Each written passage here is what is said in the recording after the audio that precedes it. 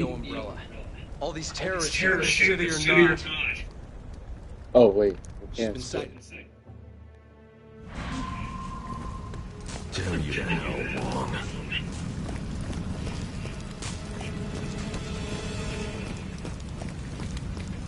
Wait.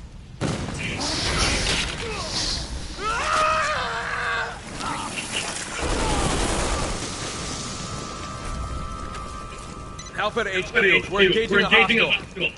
Pierce, Marco, everyone on me. Wait, We're going after this thing. You heard the man, people. Let's move! Emblem. Go! What was the emblem over here? I think that was the emblem over here.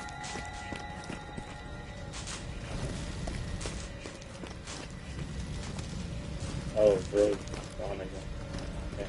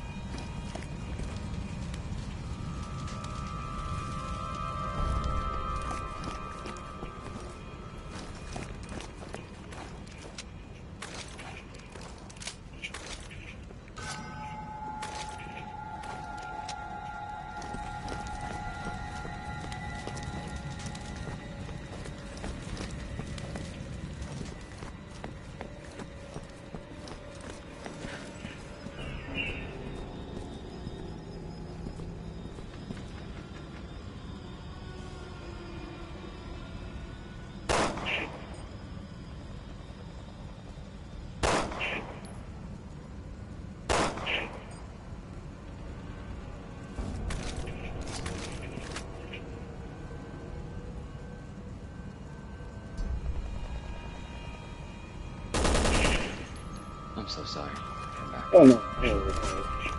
Then I just came back. Did I? Did we miss an emblem? Did we miss an emblem? Yeah. I jumped down too far. Oh my god.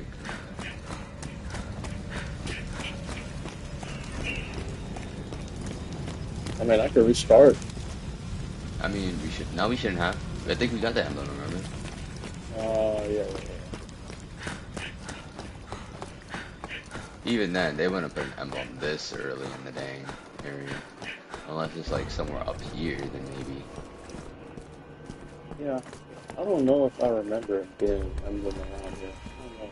Yeah, I don't think. Oh, wait. Oh, no. huh? No, never mind. I thought that was me. Oh. Ow. Time for that invisible Jormungandr. Oh, that motherfucker, bro. Ooh. Wait. Alright. Before we advance, I gotta do something. Gotta handle some business. Yeah, well, we both gotta do something. Some important missions out there.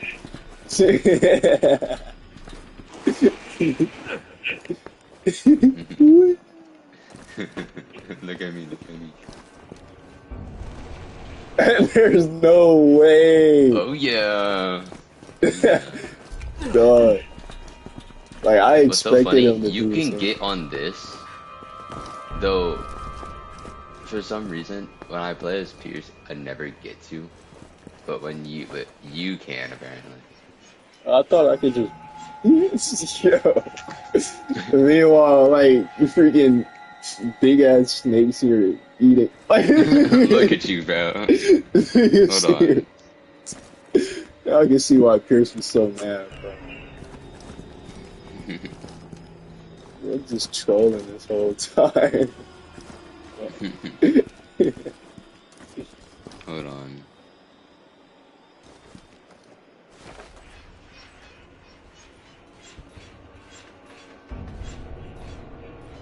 Check is something right there.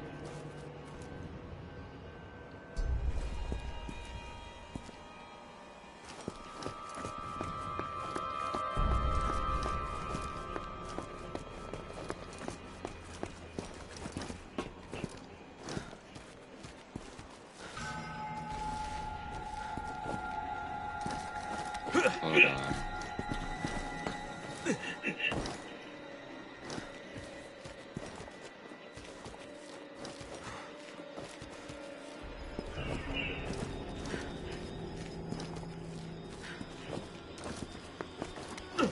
Yeah, okay, yeah, Chris is actually the only one that can ride it. Which sucks, because I would love to. Maybe Chris is just so traumatized he needs to find love in that panda. They'll be panda Oh yeah! Like Superman, bro, like Superman.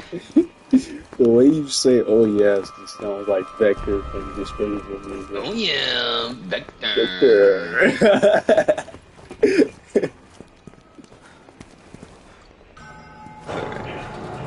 Mission side to side sub-objective completed. Moving on to the main mission. Fun fact: this is a map in Mercenaries. What mercenary? Oh wait, no, I didn't know what mercenary is. You know what Mercenaries is? Yeah. Emblem. Emblem. Ooh, Oh, yeah. so already, yeah. Vector. That one I did see. That's good. Yippee. You know what's so funny? I'm pretty sure there's actually an emblem during the Okay, let's Leon move in. Move in. and Careful. Chris's driving scenes. Also, there's an herb here. Alright, then. Nigga dropped right down as soon as he heard it. That hurts, bro. Yeah. That sucks.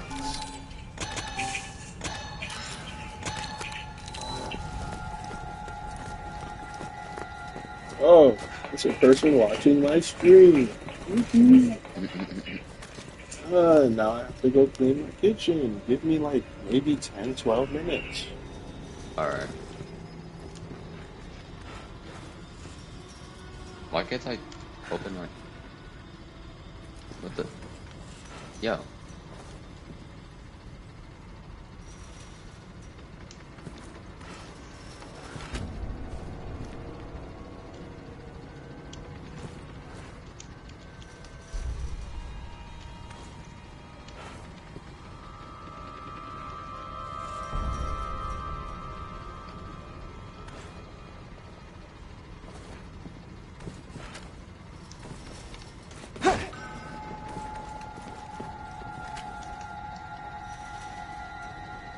Fall back.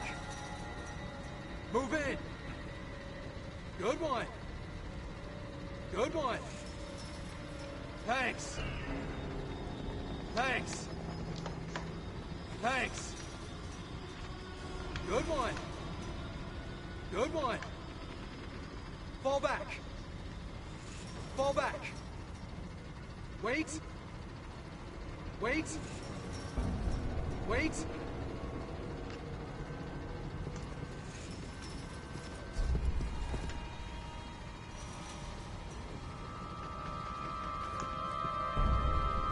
Fall back. Wait.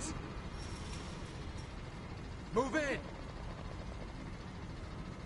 Thanks. Nice. Good one. Nice. Appreciate it. Appreciate it. Move in. Move in. Move in. Fall back. Follow my lead. Follow my lead. Fall back. Fall back. Follow my lead. Follow my lead. Move in.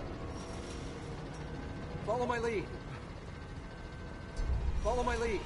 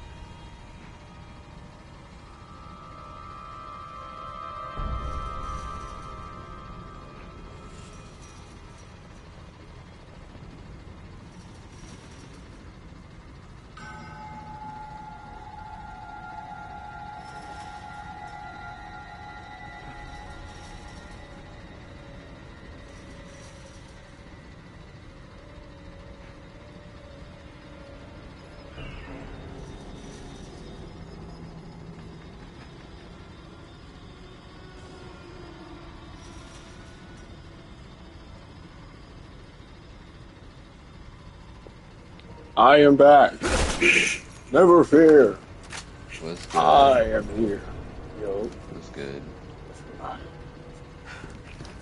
Ooh.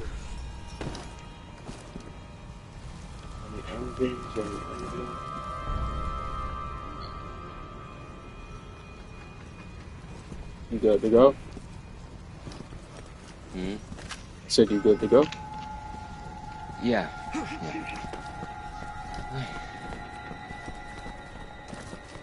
I don't even know what to feel right now. Yeesh.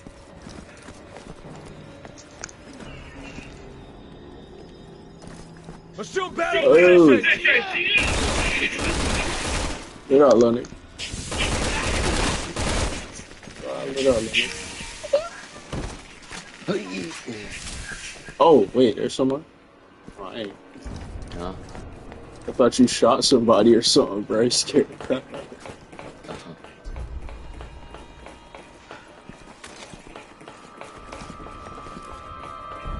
Alright. Get in the game. Man, Lock it! if Mordecai can get rid of that disturbing image from his mind, you need to jump off the ladder early. Yeah, it made me do that. I didn't jump off the stuff.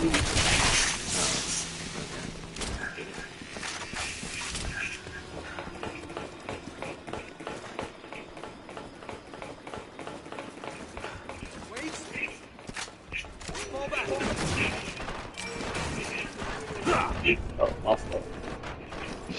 My fault. They just sit up elbowed me.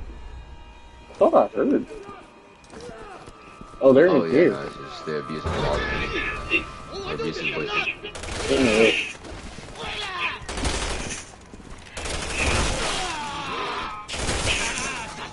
Wow. Oh, I didn't know their heads could mutate. Yeah, I didn't know their heads could. I didn't know their heads could mutate though. That's the thing. Oh yeah, turn into. it's actually one of the first mutations you'll ever see in any Resident Evil game. Typically, it's only head mutation. Oh, the Hispanic guys. Yeah. Oh, I know. They can do that too. No, who the heck? Oh!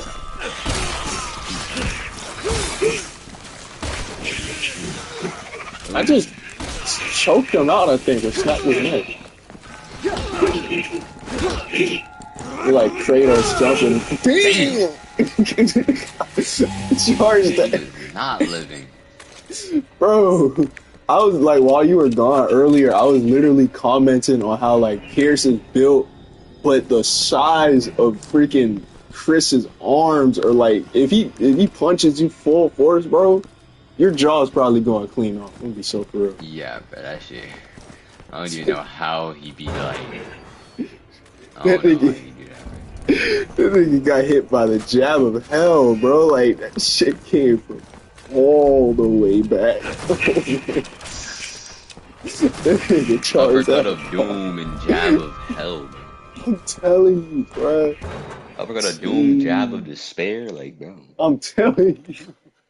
Hell, Yeah, how pretty Chris so. still? I'm surprised he survived the first 2 hits.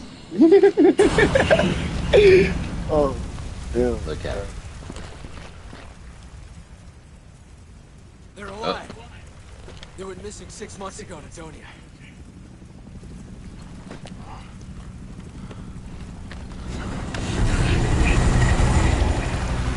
Yep. This is where we are. Well, you know, by the way, we're still pretty early in this game. Captain, run out! Take every one of those damn things down. And my other one, don't. Captain, it's Marco. That's an armored chopper they brought in. That rules out conventional arms. We need to protect those down there.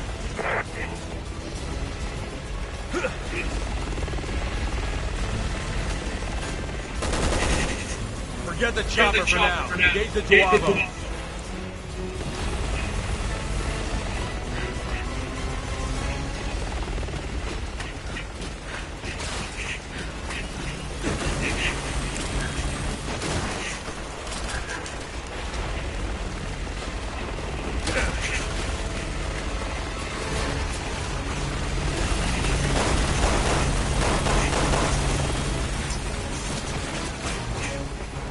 Oh, wait. Captain, man. I can't reach those two on the radio. They're not responding. What should we do? Oh. We wipe out the hostiles. After that, they're on their own. Ah, I'm getting shot by the helicopter. Ah, I'm getting shot. They jumped. Don't kick me. You're about to take me out. Damn, you're taking me out. Damn. Oh, I'm coming. Hang in there, soldier. I'm hanging Oh. in there. I'm hanging in there. I'm hanging in there. Oh. No, I tried, bro. That freaking vault, bro, that had me. That crap took like 4 seconds to cross alone. Alright, we gonna stay together. Captain, it's Marco. That's This an one. armored chopper they brought in. Okay. Oh, there's some ammo on the other side, but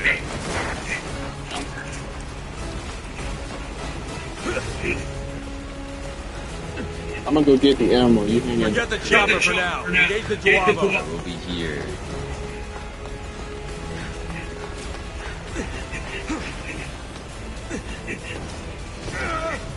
Oh, I thought that was the freaking enemy, bro.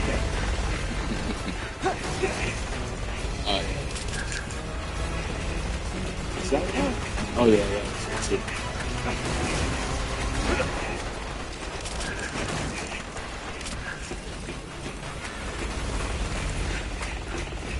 Captain, get in here. I can't reach those two on the radio. They're not responding. What should we do? We wipe out the hostiles. After that, they're on their own.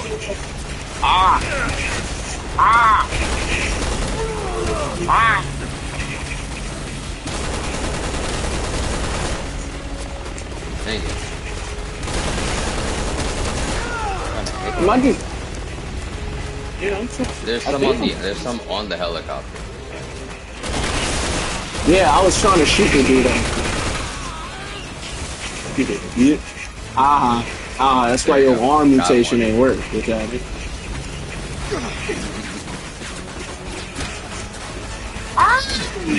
Let's get out of here.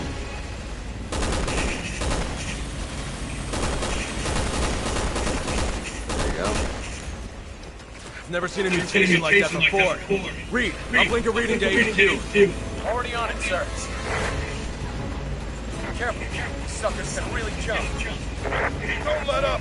Oh yeah, of course they could. I didn't know that they could really jump, man. Like it's almost like their whole entire bottom half is mutated to look like a freaking grasshopper.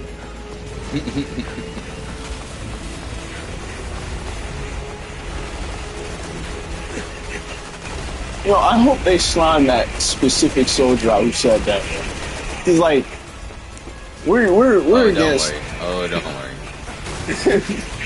We're against. Because I hope you realize everyone gets slimed out, so you don't even matter. Oh wow. I hope you see the scene where he specifically. No, I haven't played it this one. I don't know which specific soldier it is, though. Hey, oh You yeah. never played it this far? I think I finished like the Jormungandr part, but I don't know if I got any farther with that. Oh my gosh! Of course they can. Of course they can. Oh my gosh! They sound just like that. So. Oh yeah, we are supposed to kill the ones on the ground. You'll just goof you on up. You want to be like your friend? Come on.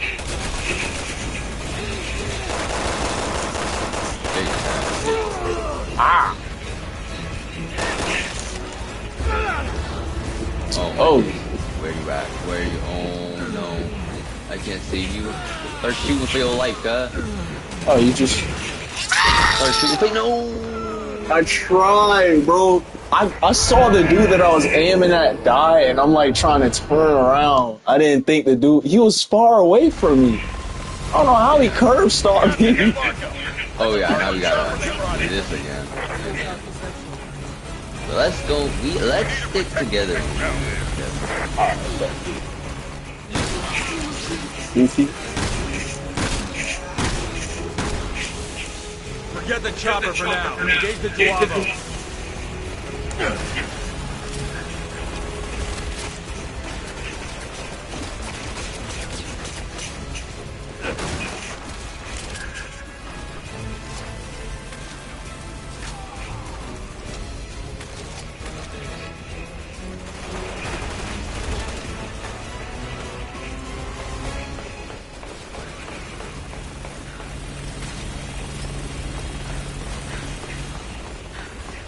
It'd be like your friend, you wanna be bald. I can't reach those two on the radio. They're not responding. What should we do? We wipe out the hostiles. After that, they're on their own. I really just don't like that. I can't get like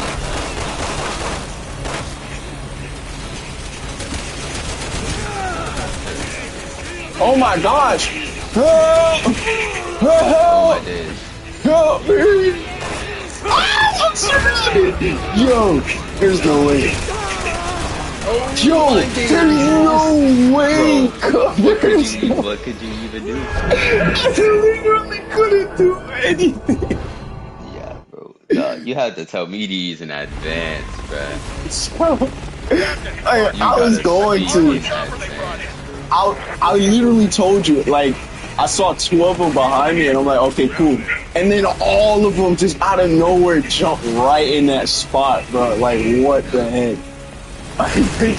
they just surrounded. I'm telling you, bro. And then I'm serious spamming the heal button, but it didn't even work because I was surrounded, bro. Oh my days. And then not only that, what can I even do with you? not only that, all of that was going down, and the helicopter was right next to us too. So it was like, bro, I got everything, and literally every mob is on us, bro.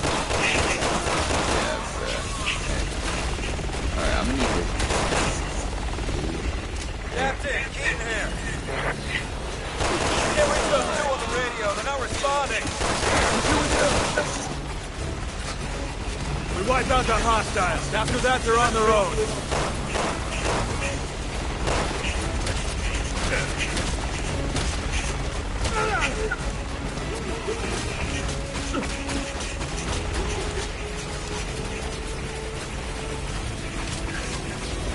Alright, there's more, man.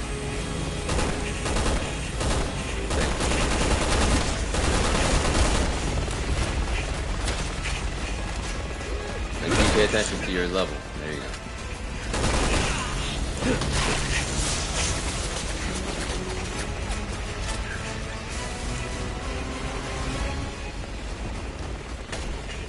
There you go. Oop. Never seen a mutation like that before. Reed, I'll bring the reading to HQ. Already on it, sir. Careful. These suckers can really jump. Don't let up! These assholes have killed enough for one day! Cover them! Drop all those blocks!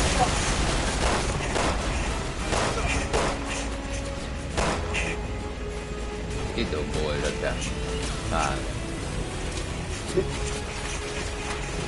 I forgot I had another red and green here. But I didn't pick that. I better just grab that.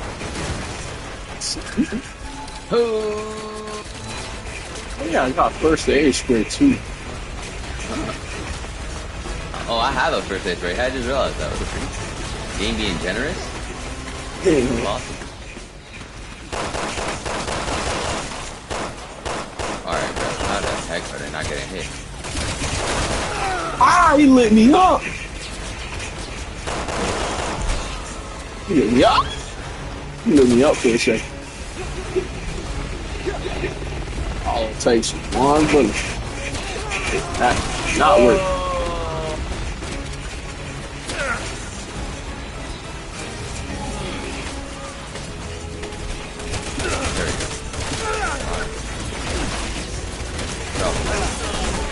Thank Dave, you kicked the crap out of him. Dog. You kicked the crap out of him, bro. That was hilarious. Nigga went flying, bro. Still got a few left. Alright. Let's look for the ones on the ground now. Oh.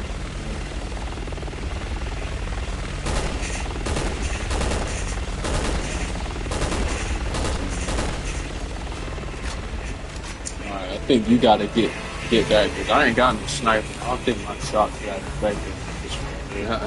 Don't worry, I got it. Oh, I'm the best sniper the BSAA's got. Wow. Oh, yeah. There's everyone. I'm missing any? Oh, someone's on the flank. You can do that. I can't even hit him. Damn, never mind then. And I'm running out of ammo trying. BSAA's got it. That's sniper. That's the last one. Oh, I got him. Go. Oh, wait, no, he got it. Got it. These niggas shooting through the helicopter, bro.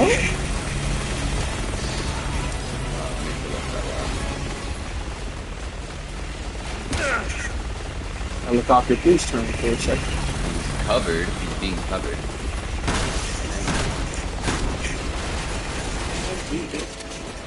Off that helicopter, dad. I'm fighting.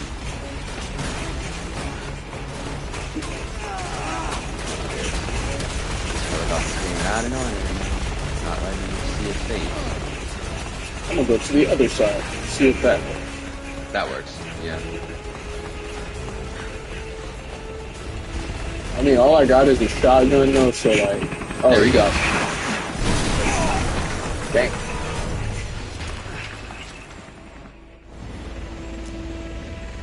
The chopper's pulled back. That'd be too easy. Come on, keep moving. Captain, they should escort us to Africa. They'll never survive on their own. We're moving out. Let's go. We're gonna blow the door. Get ready. Hold on. Can you do something real quick? Start calling. Like, just, like making... No, like, get off the door and just, like, start making random callouts.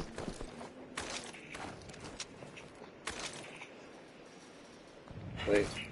Start making your callouts. What was there going to do? Interesting. Old circle? Their legs are like, Oh, there. like a grasshopper. Try to be quicker. As long as they stay dead. That wasn't bad. What took you so long? Move it. Follow me. Follow me. Hold your fire. Hold your fire. But here are the Get out of thank you the and way. phrases.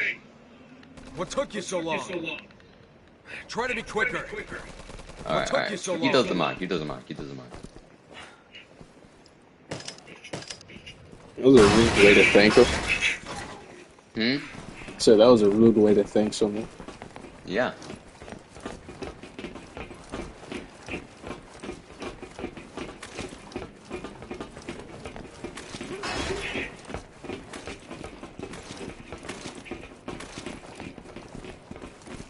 Oh. Wait a second. Envelope?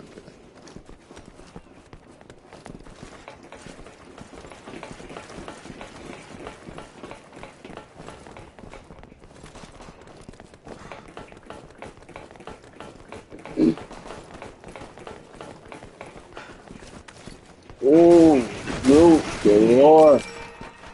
Oh, it's just good. Real. Just skill points. Loot galore before it's just skill points. Alright. And okay. Let me check something real quick. You said we had infinite ammo on, so if I was to use yeah, no, I have no machine guns. That's why. Yeah, I thought about it. That's why. Okay, that makes sense. Okay. I just wanted to check.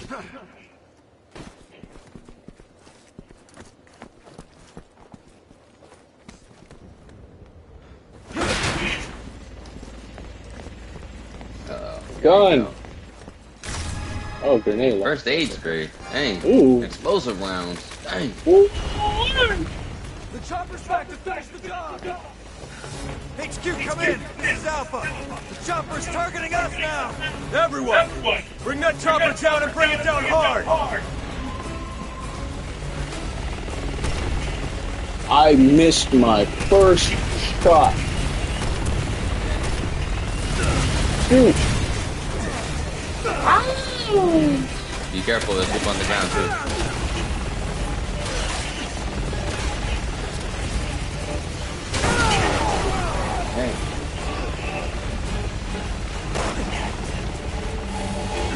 Don't aim at me. Don't aim at me. The chopper just started aiming at me. Oh, not the soldier helping me finish the job. W. Why was he wearing the Jonesy fit from Fortnite? Ain't no way. Alright, you pull him back up. Oh, well, I thought he was. There you go. Unload on his. Oh. Oh, you flying weird. Oh, I missed.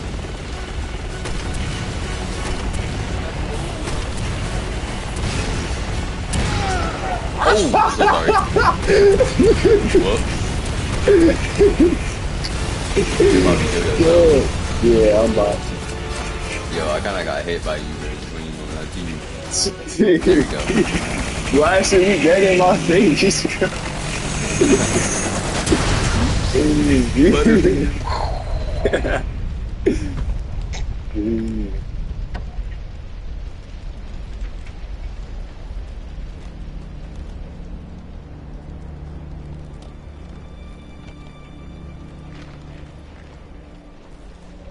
Captain, we can't let them go. Our mission is to terminate the BOWs. But Neo Umbrella is after them. I said, our mission is to terminate the BOWs.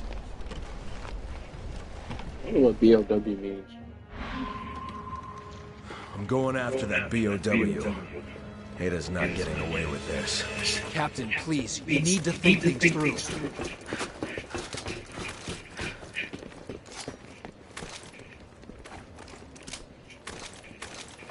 Oh yeah, I got nothing. That is true though. Like, a lot of this was because of Chris's misunderstanding of thinking things through. He went off of straight emotion. Alpha Team to HQ. We're in pursuit of the target. Notice how HQ hasn't responded like whatsoever. HQ did not fuck with us no more, bro. Yeah. Oh, yep. That I boy know got what this swamped. is. Shit, that's no way to go out. Boy, bro.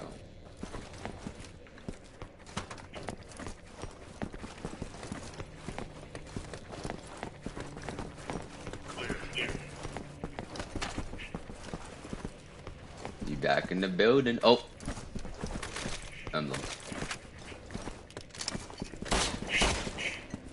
Just imagine I had a freaking Hey. round, bro. It's just so. I caught that in your hand and you started backing away, cat. Did you just flash it? Yeah, it didn't work. Yeah, no, it doesn't. Just imagine, bro. I just had a round on me. Just had a round on me. Freaking blew us up for the end. Alright, yeah, there you go. That boy. That boy gone, bruh. That boy cooked. Let me put him out of his misery real quick. He didn't even. Eat it round. Let me eat it round, cuz. Come eat it round. Boom. He didn't even die because of the freaking. He didn't even die because of the virus. Dude died because of the food. He died because of that round. Oh! Dang, I missed. That's the target! Damn it! Don't let this thing show itself. There you go again. Yeah, I was about to say, maybe because the thing is invisible, can camouflage, like, I think it's pretty obvious. Hey, this soldier gotta go, bruh. This man keeps saying, What? oh yeah. This man said, oh, these things look like they can jump. Or be careful, these things can jump. Like, the thing doesn't have a freaking mutation where it looks like a freaking grasshopper. Then he says, why it doesn't show it? So when we're fighting a camouflaging snake, It's like, this nigga bro, right here. It's this nigga right here. Why yeah, would you do this? get him out. Oh, hey, swing, swing. Wait, he's not dead. He's not dead yet. No. Oh yeah, he's cooked. Never mind. He's dead. I thought he wasn't dead, bro. He's just, damn.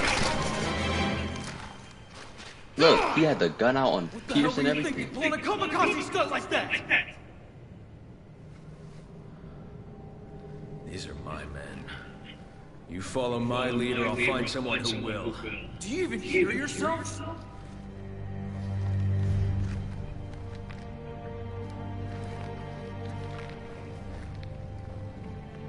Fall in line, soldier.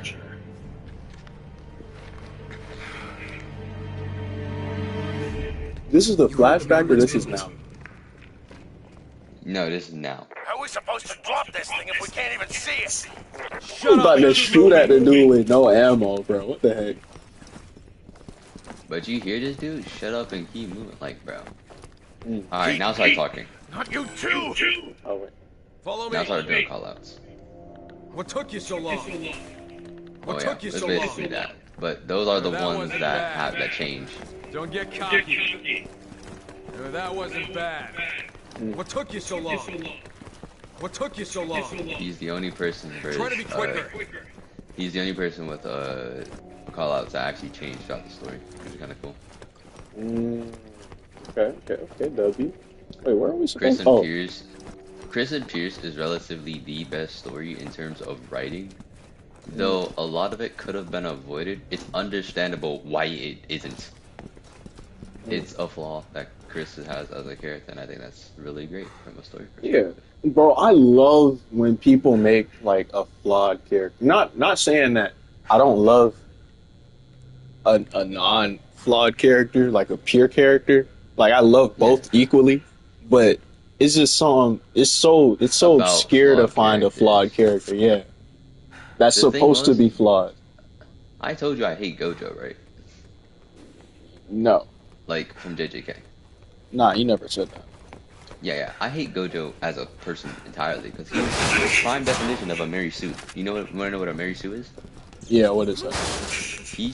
It's basically based off of a person, pretty much with the same name, not with the same name, but like with the same concept, where they knew everything, they could do anything, and they were virtually able to be anything for the point of the story.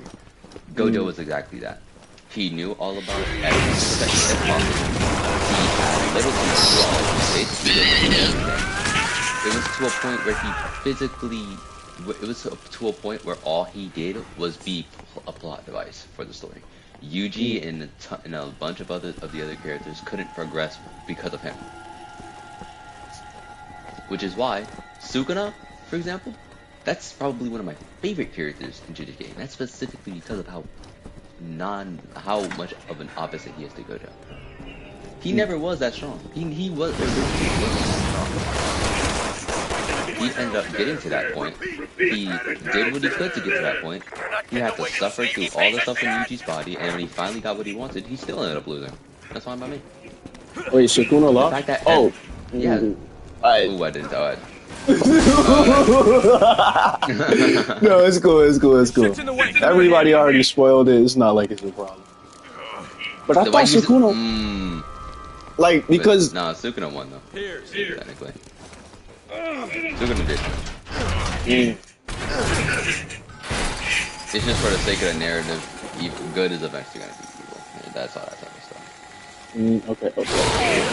No, was that Pierce? No, Pierce. That was not Pierce. Oh,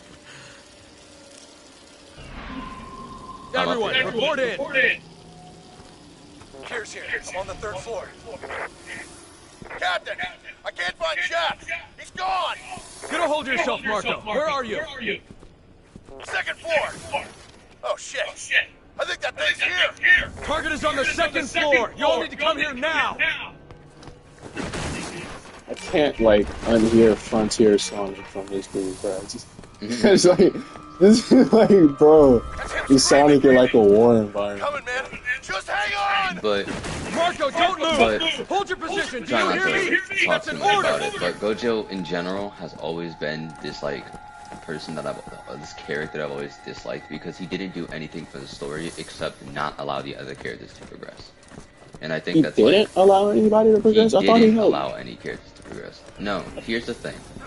In typical story fashion, when you have a character that, you know, isn't able to do everything on their own, obviously they'll have side characters and background characters that help them. Think of it like a sensei or a master or something. I'll put Naruto and Kakashi for example. Naruto wasn't the greatest ninja. He's pretty done. He's really taken his talents and his skills. Kakashi and Jiraiya and all these other characters were there to obviously teach him how to be a proper ninja, how to do certain things, right?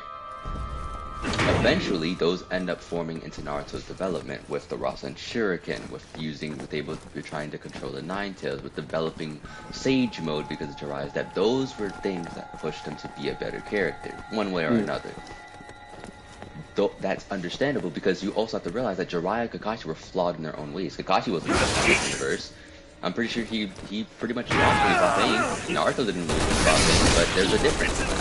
Kakashi wasn't the person that was supposed to fight Pain, it was Naruto. He had Sage Mode, he was able to go against Pain. You know what I'm saying? Like, those characters were kind of development points for Naruto. They're still their own characters with their own flaws. Jiraiya wasn't the best person either, that's why he ended up dead. Kakashi was You mean like best as in strongest, or like you mean like best as he was a person? Best as a character.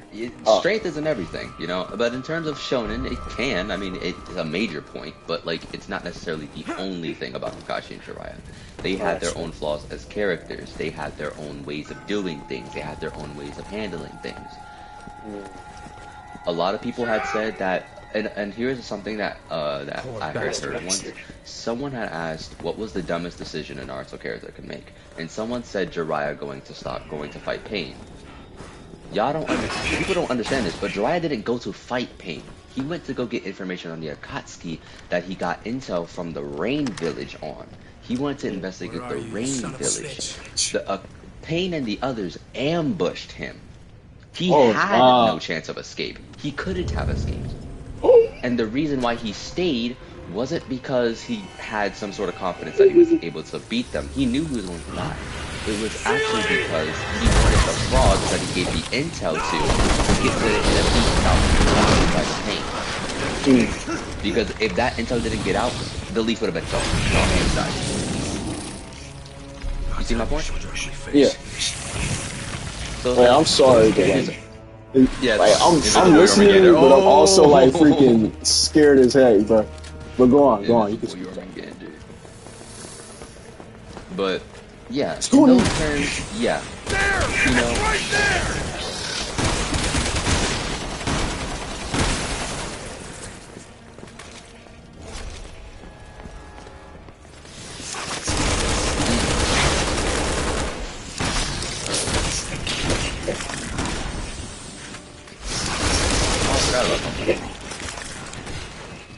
I have no bullets! Start running around. No get caught.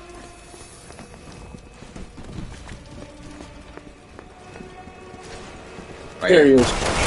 You killed my men! WE? Oh yeah, I have nothing. You went in there. Oh, there you go. I am not. Why do we have to crawl in there, bro? But what's the like what? Oh crap! Help! I'm coming! Oh, yeah, he was dragging you fast as hell. I could not reach you. But like, what's the like opposing factor from Jiraiya and Gojo? Okay, so here's the thing. Jiraiya as a character had flaws. He also wasn't the strongest in the verse. For one, help me shoot this thing. Get this thing over. I have no bullets. Oh, I forgot that. So go on. But Jiraiya, for example, had flaws. He wasn't the greatest person. He was a pervert for one. But you also have to realize you also got to realize that Jiraiya also had his own way of handling certain situations. A lot of situations in Naruto could have been avoided, but they weren't because of how Jiraiya was as a character. And I'm not saying that Jiraiya was the sole reason that certain things happened. I'm not saying that. But I'm saying that these things, these flaws of characters, end up leading to certain conflicts and why certain things happen. It's understandable because, for example, maybe, let's say, you know,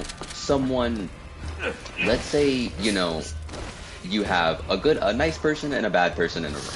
You know, let's say someone, you know, does something, but we don't know who it is. Now, the good person, you know, obviously, you know, would try to, you know, settle the conversation, try to find out a reason. The bad person will start blaming it on someone.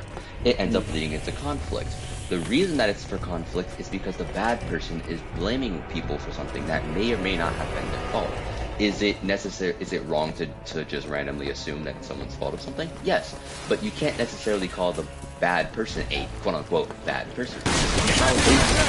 You also have to understand their perspective. What if the bad person saw it and actually knows something that we don't? What if the good person is lying and actually has a reason for said lies? You know what I'm saying? It's like,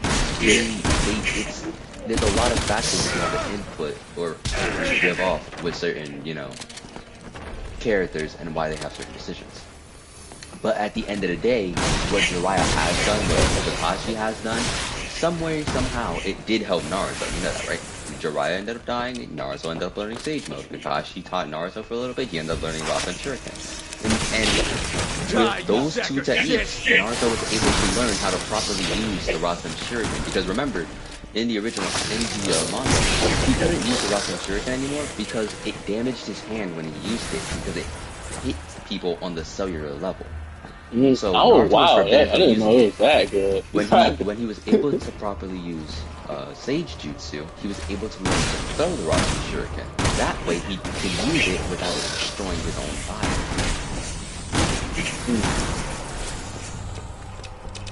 So it ended up working, because when he learned the Rasen Shuriken, he had the powerful move. When he learned the Sage Mode, he ended up being able to use that powerful move without the drawback.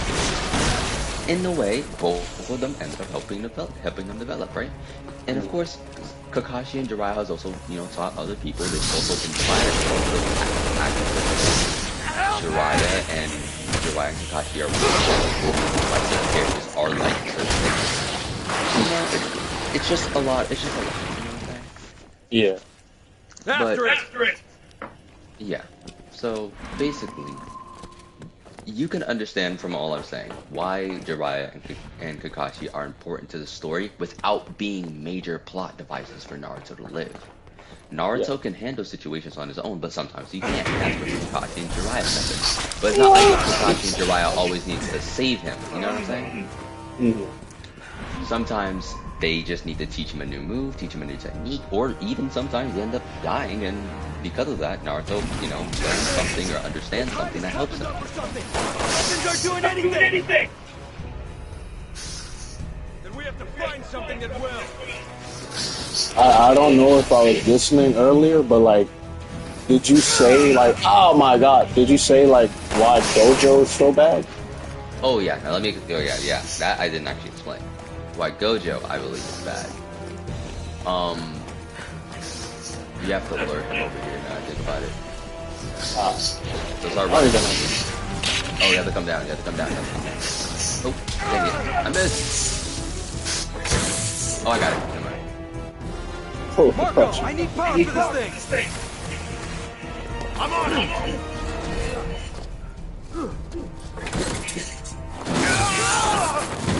no, Marco! Polo, come here! Dang it! Oh. Need help over there? I need you to run around. I need you to run around in a circle. Keep running. He's dragging me! He's either dragging me or... Alright, keep running. Don't shoot me. Run. No, I was trying to get that. I didn't mean to. I'm sorry. If you do that again, I hope you know I'm dead. Oh, I'm so sorry. So, if he turns around, he's coming. He's coming. Alright. Get him! Go. Easy. Cook this little hoof fry. You want to have some fried snipe for dinner. Fried that son of a bitch. Exactly what I'm saying. Marco, are you okay? Marco! Yeah, we need to go check up on homeboy. How you gonna drag me when you're injured? You know what? You a real one, bro. I mess with you, bro. Yeah, he a real one, bro. Marco. Bro Marco just got on this cooked. game. He just got cooked alive, and he's still dragging niggas. He's still dragging You niggas okay? up. Yes. Yeah, he over me. You want an herb, Marco? I got you. Oh, there's one right there, right Yeah, behind right you. here.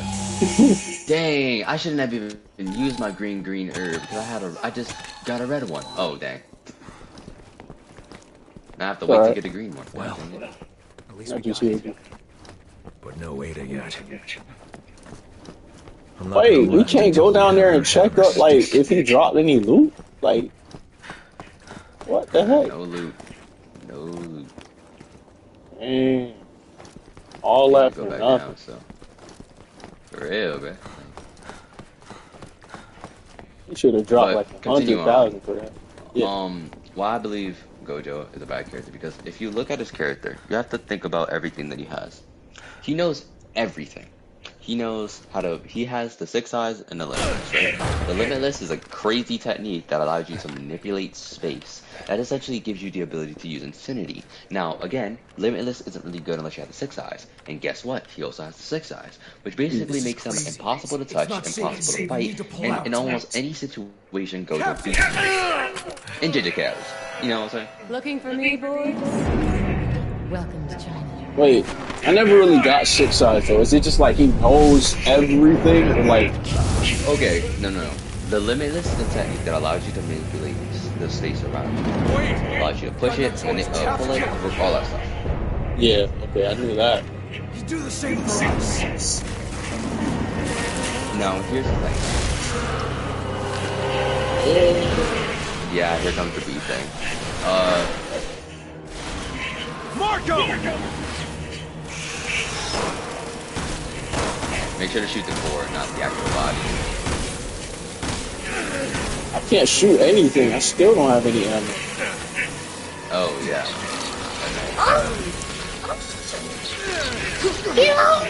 Oh, snap. I also got There's hit. no way. We're cooked. We're cooked. Nah, we're good. Trust. Oh, I have to reload. It's over for me.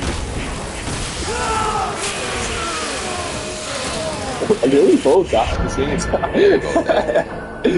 Yeah, it said your Okay, partner let's- died. okay, let's do this again. But yeah. 6 eyes. What is it doing? So the limitless is the ability, like, you know, you can pull and move space. It's not effective. It's not an effective tool though. Oh my god, get him off of me! Shoot him! I don't have any money. You I don't mean have bullets. You got no ammo. Oh, well. Dang.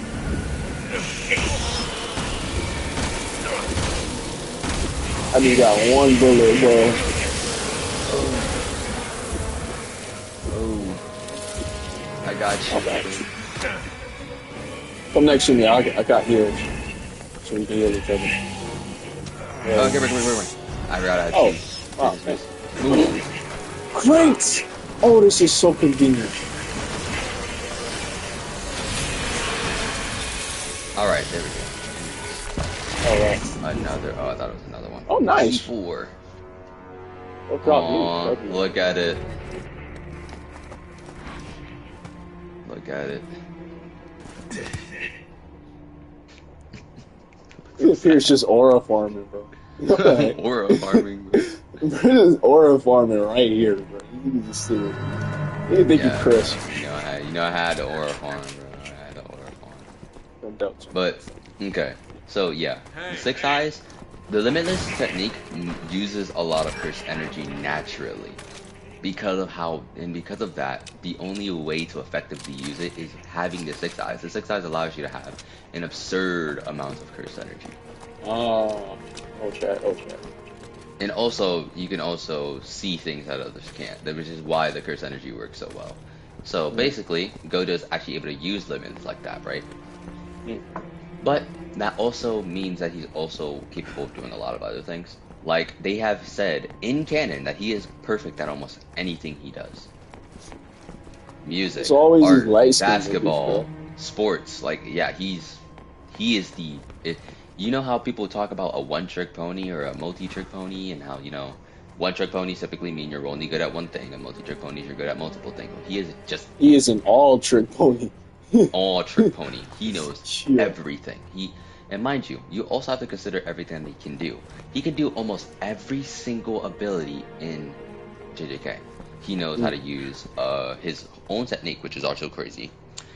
He has another technique, which he has his most powerful technique, Hollow Purple, which completely erases the space he's touching.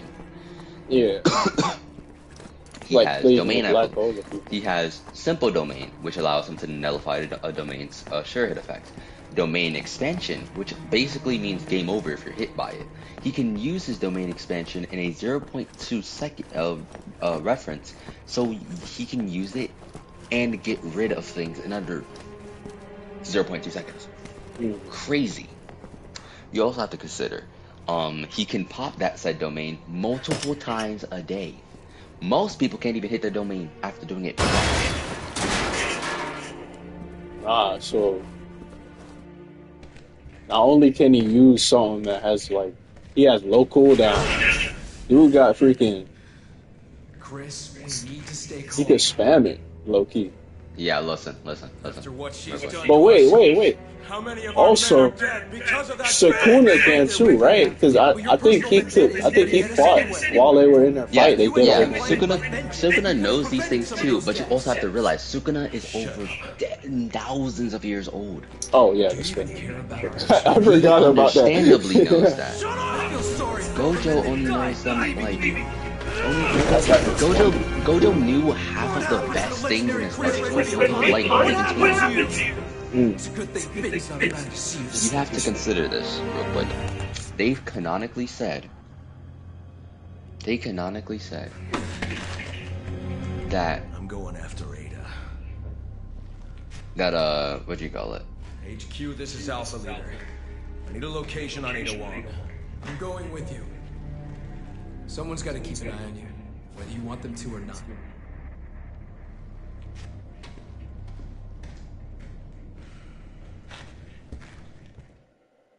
Okay, sorry, that was a mess. I love that cutscene so much. No, But This is HQ. We've got the location for you. Ada Wong has left the city and is heading south for the harbor. HQ to all teams. Target Ada Wong has been spotted heading south for the now harbor. y'all niggas want to talk. Man, fuck HQ, bro. HQ. Yo. But go on. yeah, so here's the thing. Before he was even 20, he learned how to use reverse curse technique, which basically allowed him to heal himself across any situation. He does bro learned that. domain expansion, domain amplification. You don't even learn that until you read the manga, but that basically allows you to survive someone's domain for a set period of time. However, you can't use your curse technique, but because of how Gojo works, it's really Cross the line again, that won't be a problem. Ada's just playing with you. When are you gonna realize that? I'm not stupid enough to fall for her bullshit. You should have a little more faith in your captain. But he knows all of these things, right? And I'm not gonna say that everything he learned isn't impossible, but to learn all of that before he hits 40 Sniper. is crazy. Yeah. You also have to consider, yeah. Did you blow me? No, that was another dude. Alright. But, moving on. Right. Gojo also had no flaws. Oh, sniper. It took Sniper. a person... Yeah, I see him.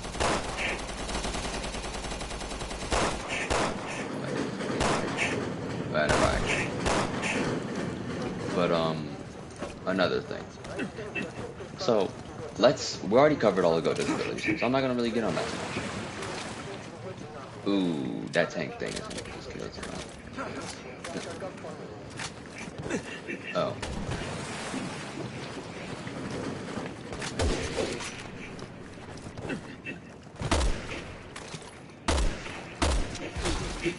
Make sure we're watching. People getting near us.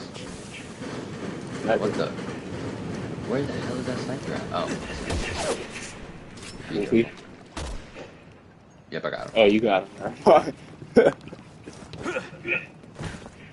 But continuing on, we already covered all the Gojo's abilities, right?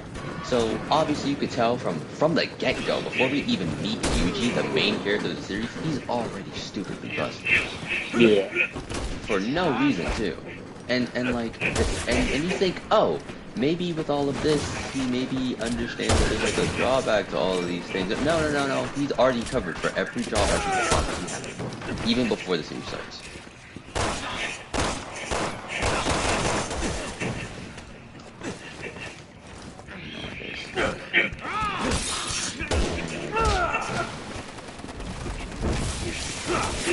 There we go. Almost another ammo fire. No, please. Oh, he's doing the thing. Oh, yeah, I'm good. I mean, unless he turns into like. Yeah, he's gonna turn into that, but it's fine. A gorilla. Oh, okay. Oh, no. They're gonna transform regardless, so let's just keep going. Yeah, he's turned into a gorilla too. Oh, I can't even find that other sniper. Oh, yeah, I see him. Alright. Let's go.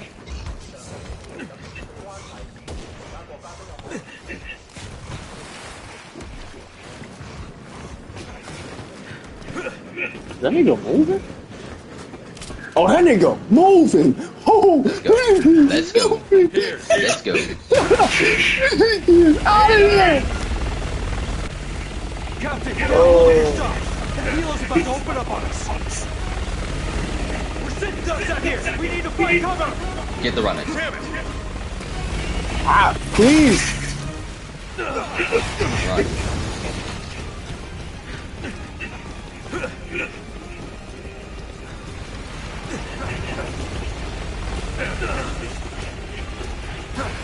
You gotta be kidding. Don't fight anyone. No time, just run. Move out of the way, good job.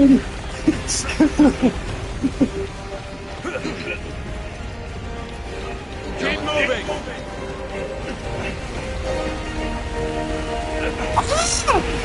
I'm sorry. It's cool, it's cool.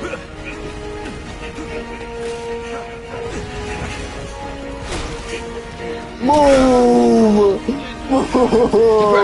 We can just get to that building.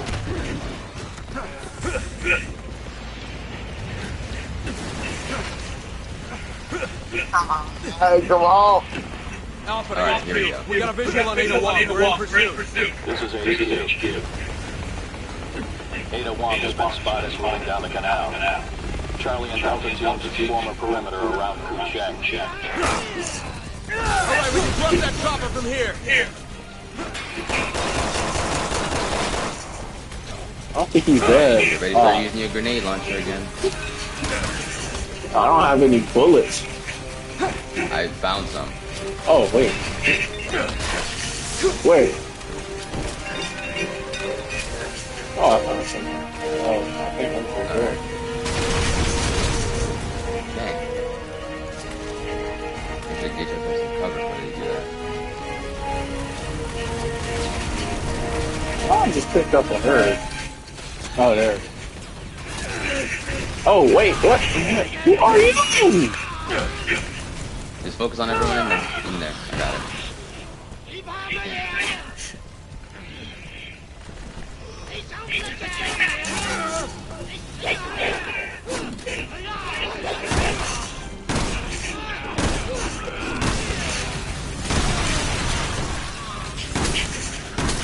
Need to get some more ammo.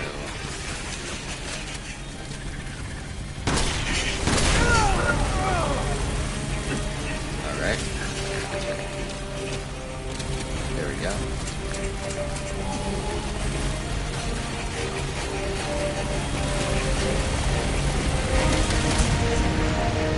There we go. It's just about to go. Nice.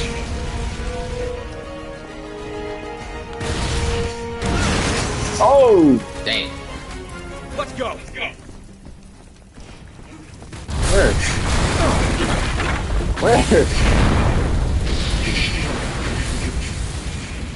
Why are we fading in and out of consciousness? That's that. Yeah, Now we get Ada. like, Copy that. but yeah, Gojo's. Wait! I am so sorry.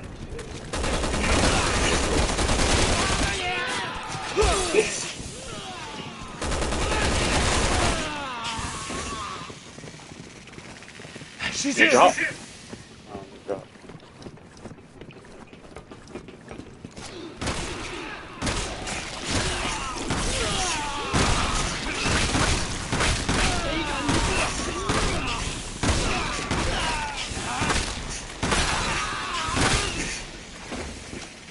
God damn. Burn all my ammo and not a shred of it back. Gotta be kidding me. Damn, when we could have solved that whole situation right here. Look what's up on that thing. Oh, what is? I don't see anything. See this? See it? You see it? Little barrel? Oh, yeah. Oh. Solve that whole issue. And Wasted all our brothers for what? man, I don't care. Okay, guys. But continuing on.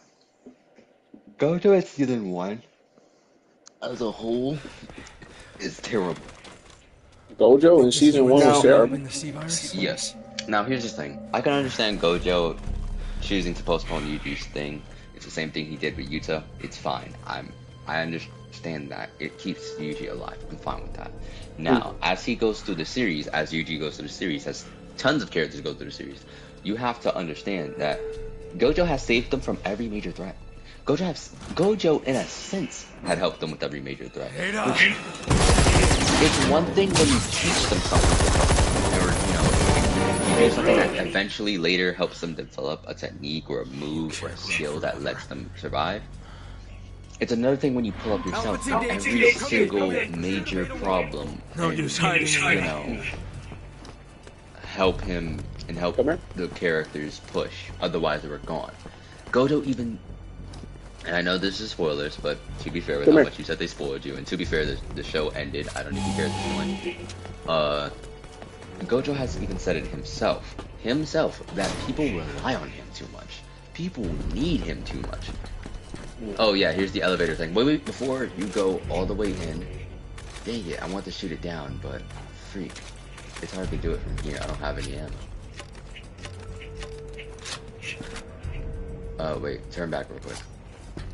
Turn around real quick. I want to make sure I ain't move anything, because if there's potentially any ammo I can. But they gonna make me do this all. How much ammo do you got in your thing? In my rocket launcher? My grenade? No, not a rocket launcher. How many ammo you got in any other gun? 25 in my assault rifle, 54 in my pistol. Assault rifle? 0 in Get my your assault shotgun. rifle ready. Alright. Now here's what I want you to do. Walk up into the frame of the door, but don't go fully in. Move a little bit further in. Can you see the end of that hallway? Yes. Alright, a little bit further in, so you can see the end of that hallway. See those little white lines at the end and the sides of the door? Shoot both of them. Shoot both of those. If you can. If you can't right here, we'll just do it when we're going up. Yeah, right here? Alright. Wait. There you go. Here. Remember what we gotta do. It's the same thing with Leon Helena. We'll come up here, we'll dash, and we'll shoot that down. Whoever was shooting at Ada. I'm more than happy to die. Glad you could have talked. Like what I've done with the place. You enjoy your stay. Shoot those things. I dodged! Yo! Laugh while you can, I guess. There we go. Got it. Come on. You got it. You carried the.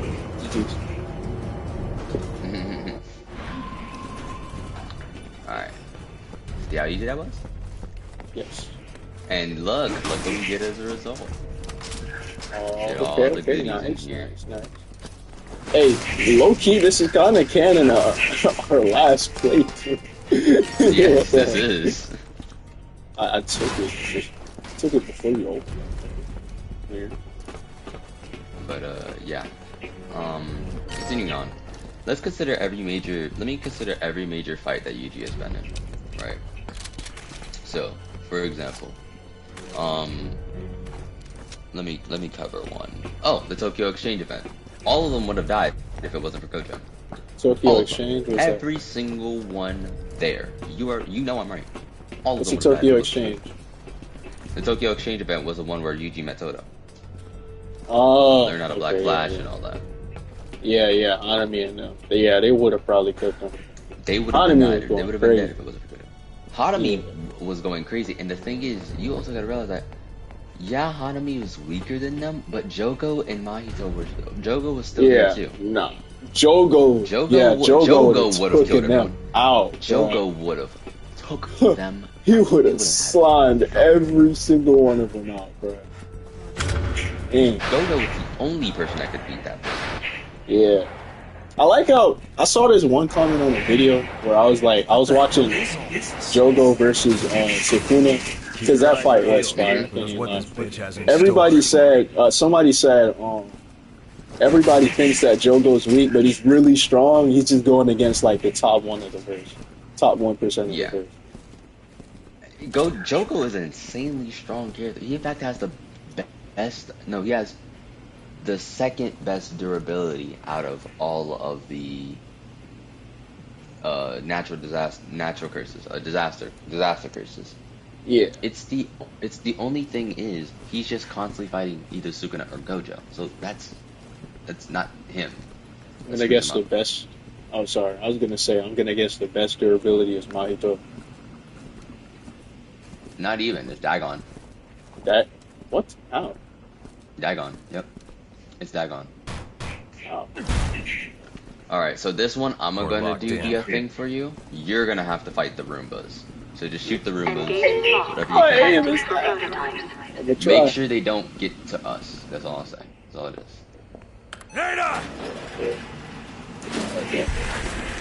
See those little Roombas? Shoot those.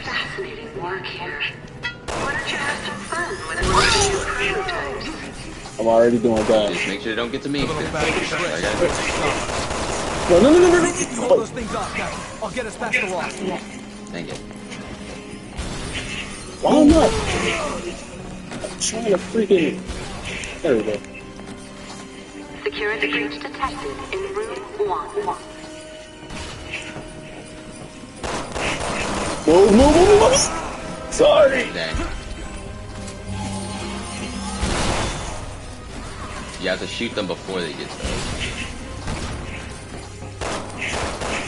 Security breach detected in room 1. Security breach detected in room 0.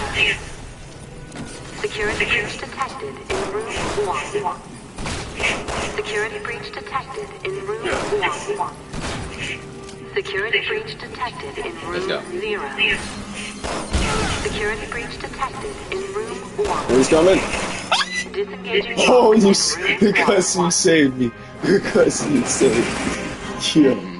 There's no way. I was like literally a nanosecond. Someone doesn't want us to catch Ada. She might not be working alone.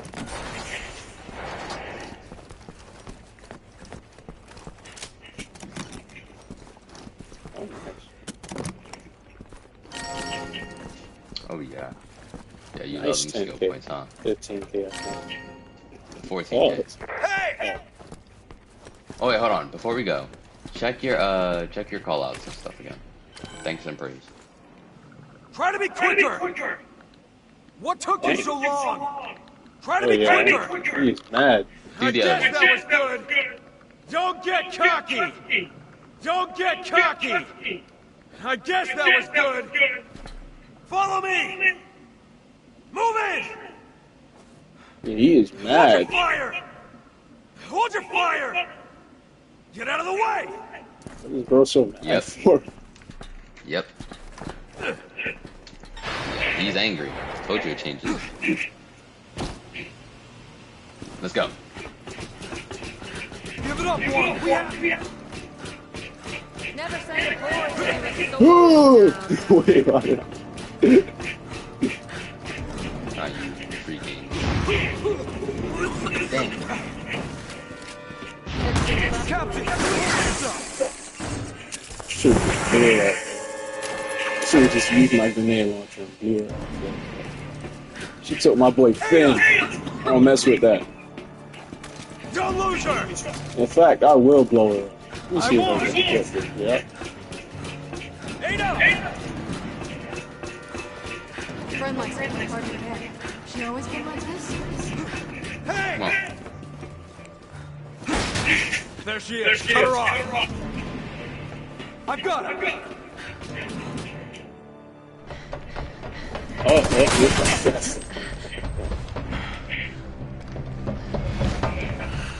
well, what's the issue with Gojo saving people? Okay, so here's the thing. It's understandable when certain characters save. It's understandable when certain characters end up saving protagonists or cast characters for some reason. That's fine. I'm not saying that Goku has done the same thing on several occasions. So that's not what I'm really on about. It's more so when, compared to when any other character does it, they relatively have some struggle, they relatively have loss beforehand, or they relatively have to go through something in order to, handle it.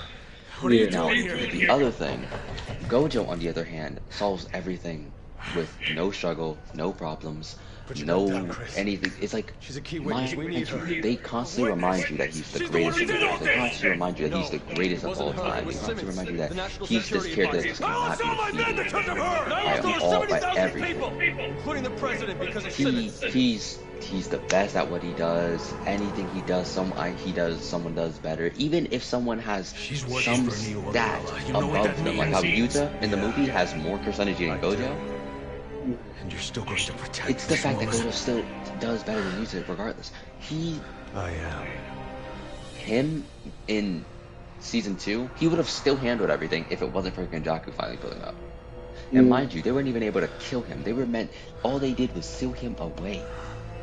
Yeah. All they did was seal him away. Yeah. Make sure. Captain! And mind you, by the way, when they sealed him away, a bunch of characters died. A bunch of characters had to deal with the worst situation possible, and it's like nothing really changed other than the world going down. When he came back, guess what happened? The whole Kenjaku situation was settled. Sukuna was settled. Everyone was pretty much good, right? Yeah, I thought. Everyone was pretty much safe again.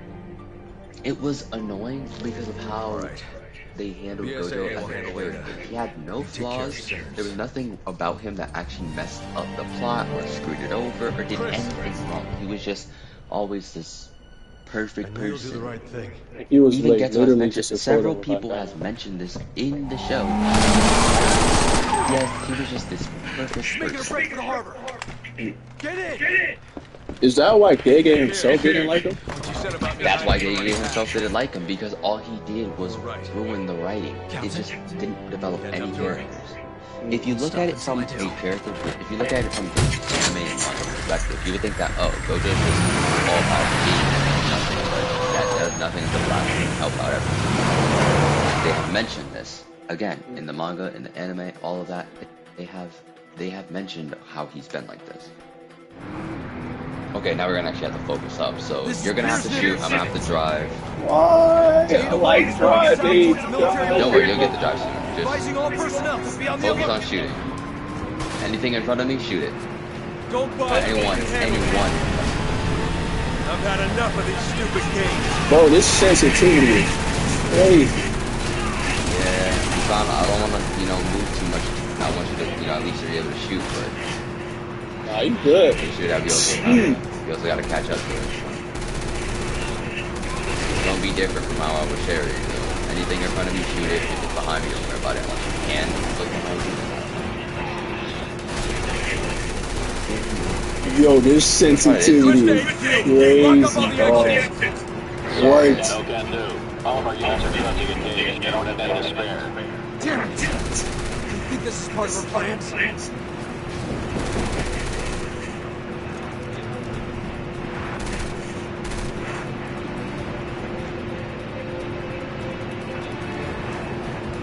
Oh, I can't really boost unless I'm in a straight line, because otherwise I'm start hitting stuff. That's fine. It's just like Now we got you. not aiming it. Start shooting the barrels if you can.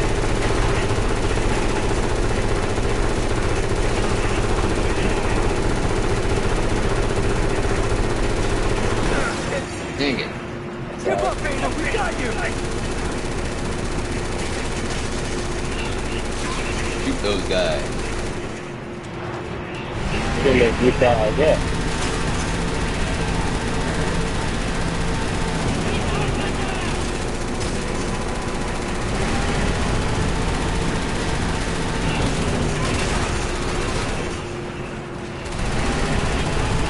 Yeah, that's what you should do. Hit the cars, not the show the cars, you know.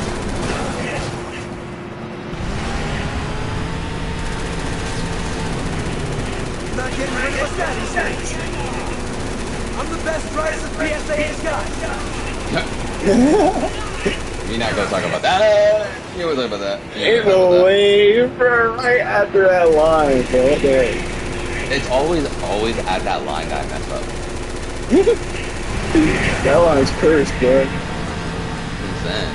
It's honestly a curse for all Pierce players, but and the best driver BSA has got, you just fucking We're going in on Ada 1. We're trying to hold out on our end. We ain't gonna last long. Gotta catch that woman before this gets any worse. Don't worry, You're soldier. right We on. will. Just keep those civilians Man. safe. Oh, Good luck. oh. Avoid coming into this shitstorm. Till down. Bro, I'd rather just shoot with my normal guns rather than shoot with this. This is crazy. How big. Like, the sensitivity is absurd.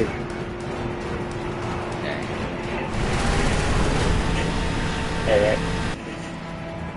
Alright. Almost crashed into that wall, but that's good. That's this thing started. Hey, she said it's like that. Look at Pierce being a fast and furious driver. I'm saying, bro. Alright, get the drive and get the spot. There's a train coming.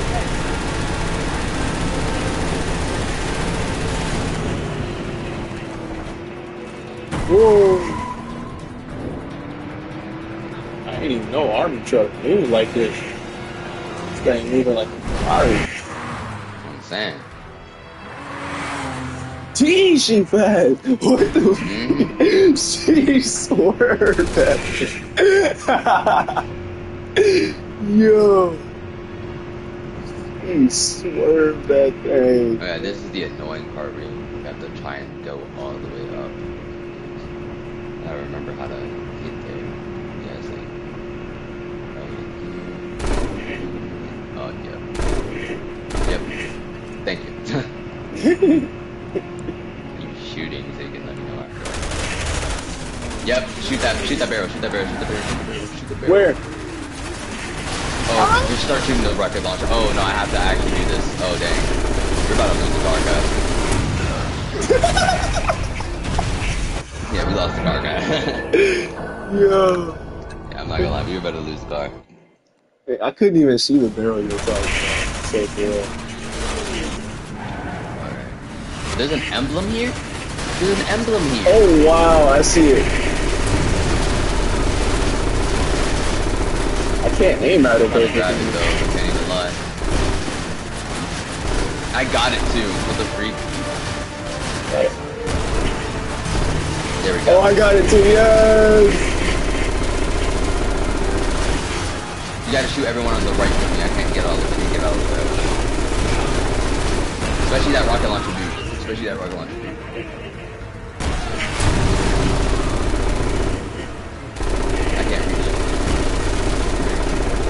My sight's off too. There we go. Oh.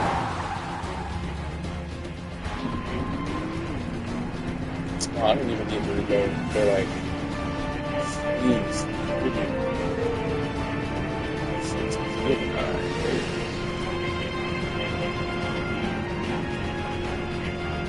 Sight's off.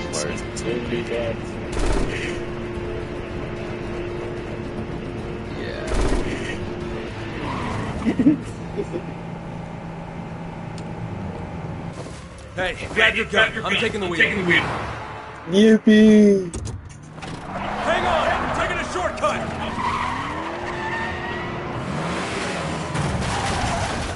Dang. My fault, OG. I ain't got my license. Word is born. She's not getting away again. Look at you breaking the window. You're not gonna Alright, be lose us, careful when Ada. hitting walls. Because if you mess up, then you kind of die. Gotcha. Car's health. So, whenever you see a turn as narrow as you can to avoid fighting with the wall. Is it behind us? Don't worry about it. Hi.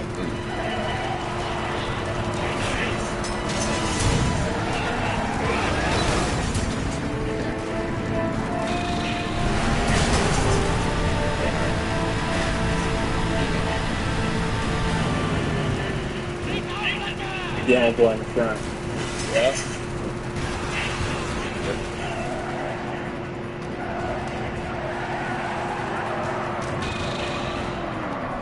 You can also always brake if you need to. Yep. Just don't. When you, so you see how her meter says like around like 220, 2 something. Yeah. Don't let that get past 300. Else you shut up. I'm pretty sure they let like a little notice of when you're getting too far away. So you gotta speed it up. I'm trying. They keep blowing as I. I know, don't worry, I got it. HQ to Alpha. Spotted an aircraft carrier of unknown origin in the harbor. Shadow we picked up indicates it might belong to Neo Umbrella. Alright. Come on, yo, fucking jump. Let's get this boost going.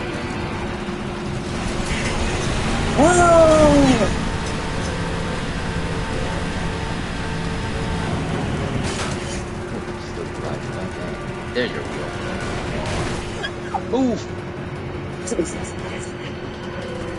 Oh, snap. Oh, thank you. That's where it's headed. We can't let her reach it. Hold on. I'm gonna jump it. I'm the best driver BSAA's got. Oh, we're good. Oh no, sorry. The way the hood was positioned, I thought we were gonna crash face first. Get her! She crashed too, goofy ass. Yo.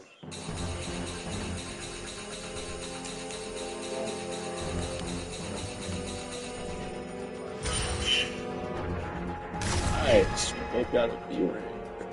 Yeah. Alright. I'm gonna take a little break real quick, because I feel like if I try to explain this during this specific chapter, it's gonna be annoying. What? The whole story thing about Gojo and whatnot. I think it would be pretty good. I mean, we got a lot of time. I mean, yeah, I'm just saying, during this whole chapter, it's going to be difficult to think. Oh. I was saying to just take a break real quick. I'm thinking you were talking about, like, explain it right now. Like, while we're No. Oh, yeah, we can explain right now. Well, I'm just gonna... Yeah, just don't press confirm, otherwise we're gonna start taking it out for me. But...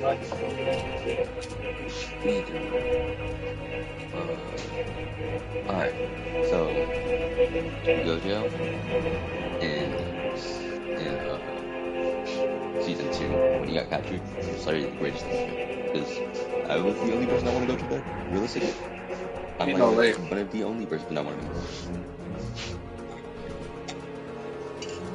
And it's because Gojo is Gojo knows every technique. He can go against every technique. And it's to the point where, because of his essential overpoweredness, he becomes very much just an impossibility to go against. Even Kanjaku said it, no one is going to beat Gojo at their current state right now. Mm. So that's why they even thought of sealing him, not even killing him. They thought of sealing him. They knew they weren't going to kill him. Yeah. So what happened is that, consider this real quick. Gojo had, stopped a major event from killing stopped a major attack of the curses with Hanami, stopped Hanami from from killing Yuji and Todo or other people. And he saved everyone from Jogo, he saved everybody from this and that. Like, consider how many times Gojo has really saved someone's ass. Think about that. He saved Geto from dying. He saved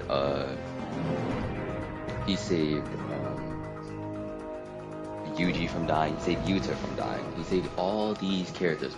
Megami. He saved a lot of characters. And Probably even Maki. yeah, and that's the thing. You also have to consider this, stuff. You also have to consider that, again, it's even stated in anime and manga, in both the canon, in both the material that hasn't been spoiled, the material that has, that people rely on Gojo too much.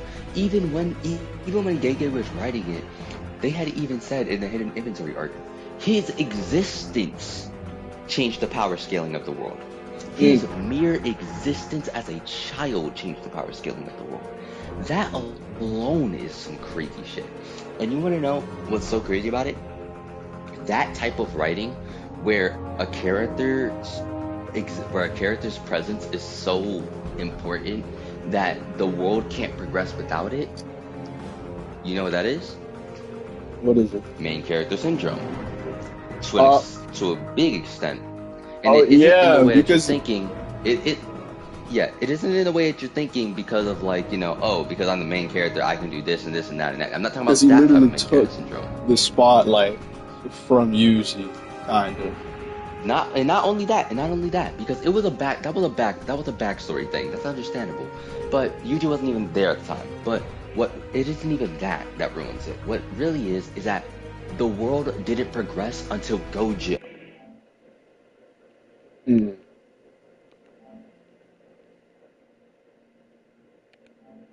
If you ever watched even a little bit of Demon Slayer, you'd have to understand that at some point, the world was in a limbo between Slayers and demons. Demons were always winning, the world was attacked by demons, and the world wasn't progressing. Demons were just roaming around, they were just terrorizing. The only reason that any of these demons, any of the major demons were ever handled was because of Tanjiro. Because mind you, there was a demon that always terrorized the final exams for new demon slayers. That's why a lot of demon slayers weren't coming up, because of that one demon screwing them all over. Tanjiro came and killed that demon. A lot of other demon slayers came. Think about that. The spider family that was terrorizing that one village in one area, killed because of Tanjiro. Most of them died because of Tanjiro. Most of them died because of Tanjiro or who Tanjiro knew. Mind you, a majority of a lot of things happened because Tanjiro was there. Nothing progressed until Tanjiro did. Until Tanjiro came around. Same thing with... And mind you, that's a stupid way to progress a story. Because as much as it hurts to say, the world can revolve without you. The world is going to revolve without you. Yeah. And I'm not saying that as in the means of trying to be an asshole and saying that you don't matter. Yes, the main character matters in a story, but I'm also saying that the world can revolve around you. It doesn't need you to be what it is. Yes. Now, does that mean that some things might happen that may end up being the destruction of the world? Yes. If Goku wasn't there, yes, the world might have gotten blown up at that point. And even then, still, Goku was still. Every time he came as like a quote unquote savior, bro got cooked. Like the Saiyan, the Raditz, he got killed. Saiyan Saga almost died. Namek Saga, dude almost died like 3 times there, bro. Like the only win he really got. Yeah, the only real win he got throughout that entire time was Frieza. And then even then, Cell Saga. He was already getting rocked. Exactly. Then Cell Saga comes. He got it. Yeah, exactly. He was barely there for half of it because of the freaking heart virus. He comes back. He wasn't strong enough to beat him. He wasn't even strong enough to beat Cell. Yeah. Boo Saga. He wasn't even strong enough to beat Boo. Yeah. Or he was. I think he could have killed him in, early. To some degree. No. Here's the thing. People don't understand. Goku, what Goku said in the Boo Saga when he said he could beat Boo, when he said he couldn't beat Boo, he was referring to every version of Boo. He couldn't beat Kid Boo, he couldn't beat Majin Buu, he couldn't beat any of them. He had to resort to the spirit bomb because of that. Because it takes out pure evil. Oh, no. Pure evil. Yeah, I get that. I thought he was strong enough to beat Majin Buu with Super Saiyan 3, but he couldn't do that. He couldn't do all the other ones.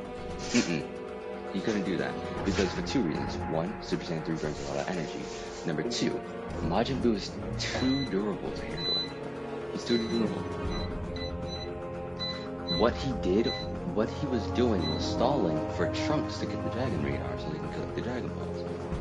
That was why they did that. It had nothing to do with, Goku literally even said it himself. He wasn't strong enough to beat any version of Buu. No, I thought he was. Any version of Buu would have killed him. Currently the strongest person in that series, outside of Vegito, who was a fusion, was Gohan. Gohan was the only person that could have beaten Buu.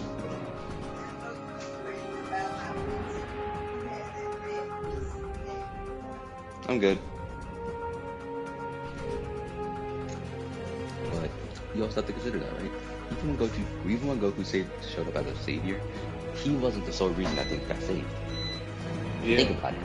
When Raditz, the reason that they beat Raditz was because of Piccolo at the end of the day. In the Saiyan Saga, the reason that they beat Vegeta was because of Yajirobe, Krillin, and... Of course, out of nowhere, bro, Yajirobe carrying the entire story. In the Frieza, everybody. He got his body. Yeah, in the Namek Saga, the reason why he beat Ginyu was because of Krillin and Goku and Vegeta. The reason why he beat and also because of that random frog. The reason random frog soloed everybody. Frieza because of Krillin dying. Even if you seem like Goku is that quote unquote savior, he still had something to keep. There was still something beyond him. There was still something that pushed him to that moment. It wasn't necessarily as easy as pull up, save the day. It wasn't as easy as that. In the Cell Saga, when he had the heart virus, when he was going to have the heart virus, who put out to save him and make sure he didn't die? Trunks. Oh, I thought it was Vegeta. No. Trunks helped Goku by giving him medicine for the heart virus. Oh yeah, definitely. But I thought I'm thinking you're talking about right as he was suffering from it, the Android 19 fight. Oh yeah, that was yeah. Vegeta did. Yeah, even then in the actual fights, who helped him with the Android 19? Vegeta. Who helped move him when he was stuck at his house? It was a lot of the Z fighters. Really. Chi-Chi, Krillin, yeah, those people. And then in the Cell Saga, who helped Goku know what to do against Cell? Gohan. Yep. A character that relatively isn't as good as a fighter as Goku is. And doesn't even like fighting. You see the point that I'm making? A lot of these situations and things happen even when Goku is supposed to be this quote-unquote savior. Hell, in the Cell Saga, the main reason that Gohan ended up, losing a lot of this build-up and confidence is because he believed that he was only doing this for Goku's sake. He was only doing this so Goku could stop them being villain. No one knew that Goku was going to throw Gohan in. Not even Gohan knew that. I did. I thought he did. That's crazy. Yeah. But the thing is, and a lot of people also want to bring up the sensu bean thing, and on the surface level, I can understand your frustration with why he did that. However, think about what happened when Gohan tried to fight Cell when he was back into a corner. Remember when he, knocked 18 out of him, and then he went back to his second form? What was the first thing Cell did upon being attacked? Blow himself up. Yep. So what makes you think that a weakened perfect Cell, who's obviously stronger, wouldn't Billions of times stronger than that other That's what I'm Cell. saying. Yeah, Like, he would have probably done something way worse. exactly. Now, granted, I understand the surface level, why would you give your enemy offensively? But you also have to remember that a lot of these enemies use desperate moves. You've seen it in Resurrection F, when Frieza was backed into a corner, fighting Vegeta, blew up there, the planet killed him. right then and there. Everyone was dead. If it wasn't for Whis, gone. If it was not for Whis, everyone would have been gone. So, I didn't even take that into consideration. Like, I always defended it, but I never thought of it that way. Low-key, Goku is probably the smartest there for that, bro. yes. You also have to consider something that this was more than just a means of defeating the big bad in the series. Because Krillin was right. Relatively, they could have all jumped Cell and beat him and won. They could have all relatively done that. It wouldn't have been difficult for them to do that. However, you also have to consider the stakes that Goku, Vegeta, Trunks, Piccolo, Gohan, all those characters have in common. They fight for their own reasons, and that's why they fight by themselves. They typically never fight with other people. Now, granted, maybe you think of it as dumb reasons, Vegeta's pride, Trunks wanting to, prove something, whatever you want to call it. But it's more than just the traditional, oh, I'm not going to help you type of thing. The reason why Goku specifically wanted Gohan to fight by himself is because he wanted him to reach that level of power that he saw in the Time Chamber, which was Super Saiyan 2. What he didn't account for was that Gohan doesn't fight out of a thrill. He fights when he needs to. When he wasn't needed to fight, and he was only just pushed because Goku wanted to check something. It ruined Gohan's goal, because Gohan didn't know what he was going to do. Gohan didn't know what he was supposed to be doing. You don't realize this, but Gohan acts when there's an emotional response to it. Which is why a lot of the time when he was fighting Cell in his Super Saiyan state, he wasn't actually fighting back. He was being defensive because he doesn't want to fight. He didn't have the emotional response needed to actually fight.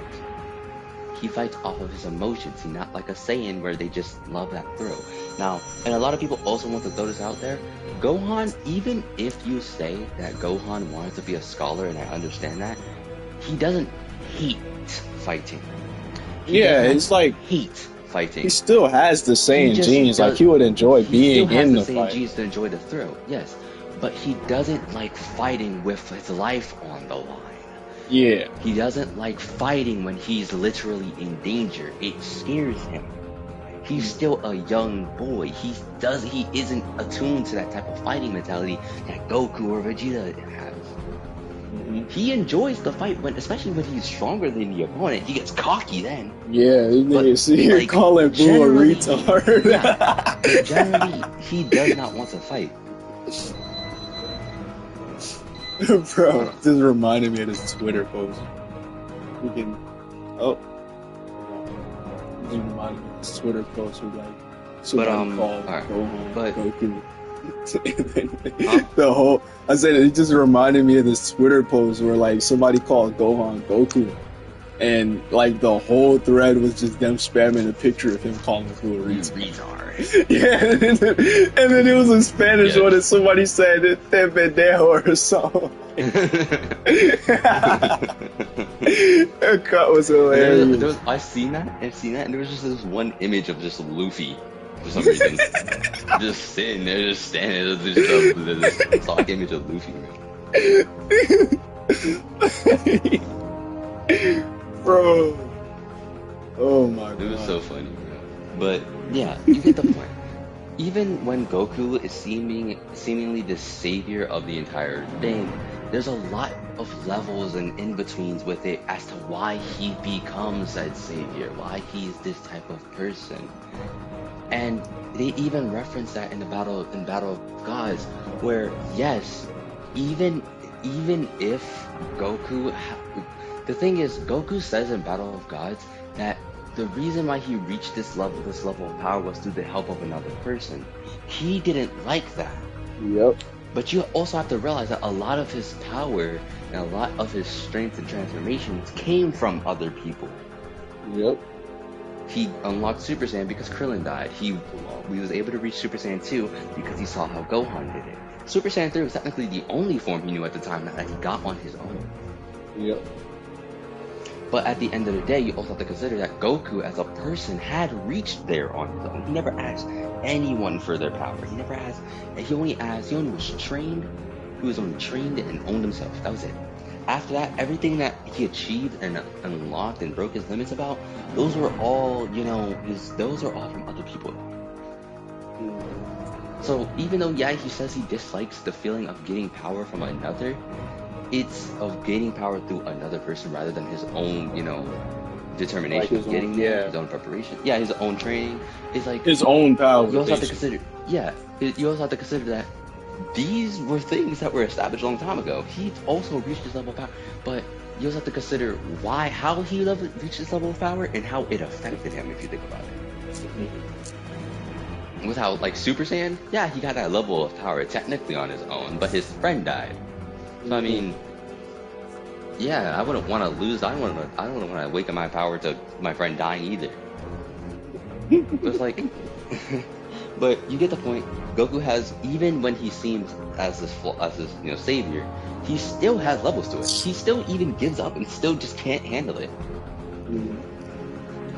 It's not necessarily always about the main character doing everything. What they did mess up though is when they push it into Super, where he ends up doing everything. Yeah. And it sucks because it doesn't give any characters outside of Saiyans to actively do anything. It sucks. And the only kind of saving grace, which isn't even really, because again, you already said they're there's nobody doing anything but the Saiyans, really. It's Goku Black Saga. Because that's the only one where he's not the only one who does it. Like Frieza Saga, Frieza comes back, kills everybody. Goku kills him. Guess what? He doesn't even come back and tell Vegeta, just kill him now. Even though, Loki, I'll give him that, because Vegeta, he's the type of dude, like, if you told him to kill him now, he would probably do the same thing Gohan did to Cell and just drag it out anyway. Yeah. And that's gonna give Frieza. So I'll give him some on that. And plus, there probably wouldn't have been enough time. So I would give him on the Resurrection F Saga. However, I just found it sad that Vegeta couldn't get that kill.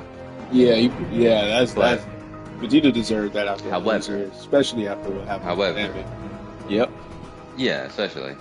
However, I'm gonna say that the Goku Black arc was stupid.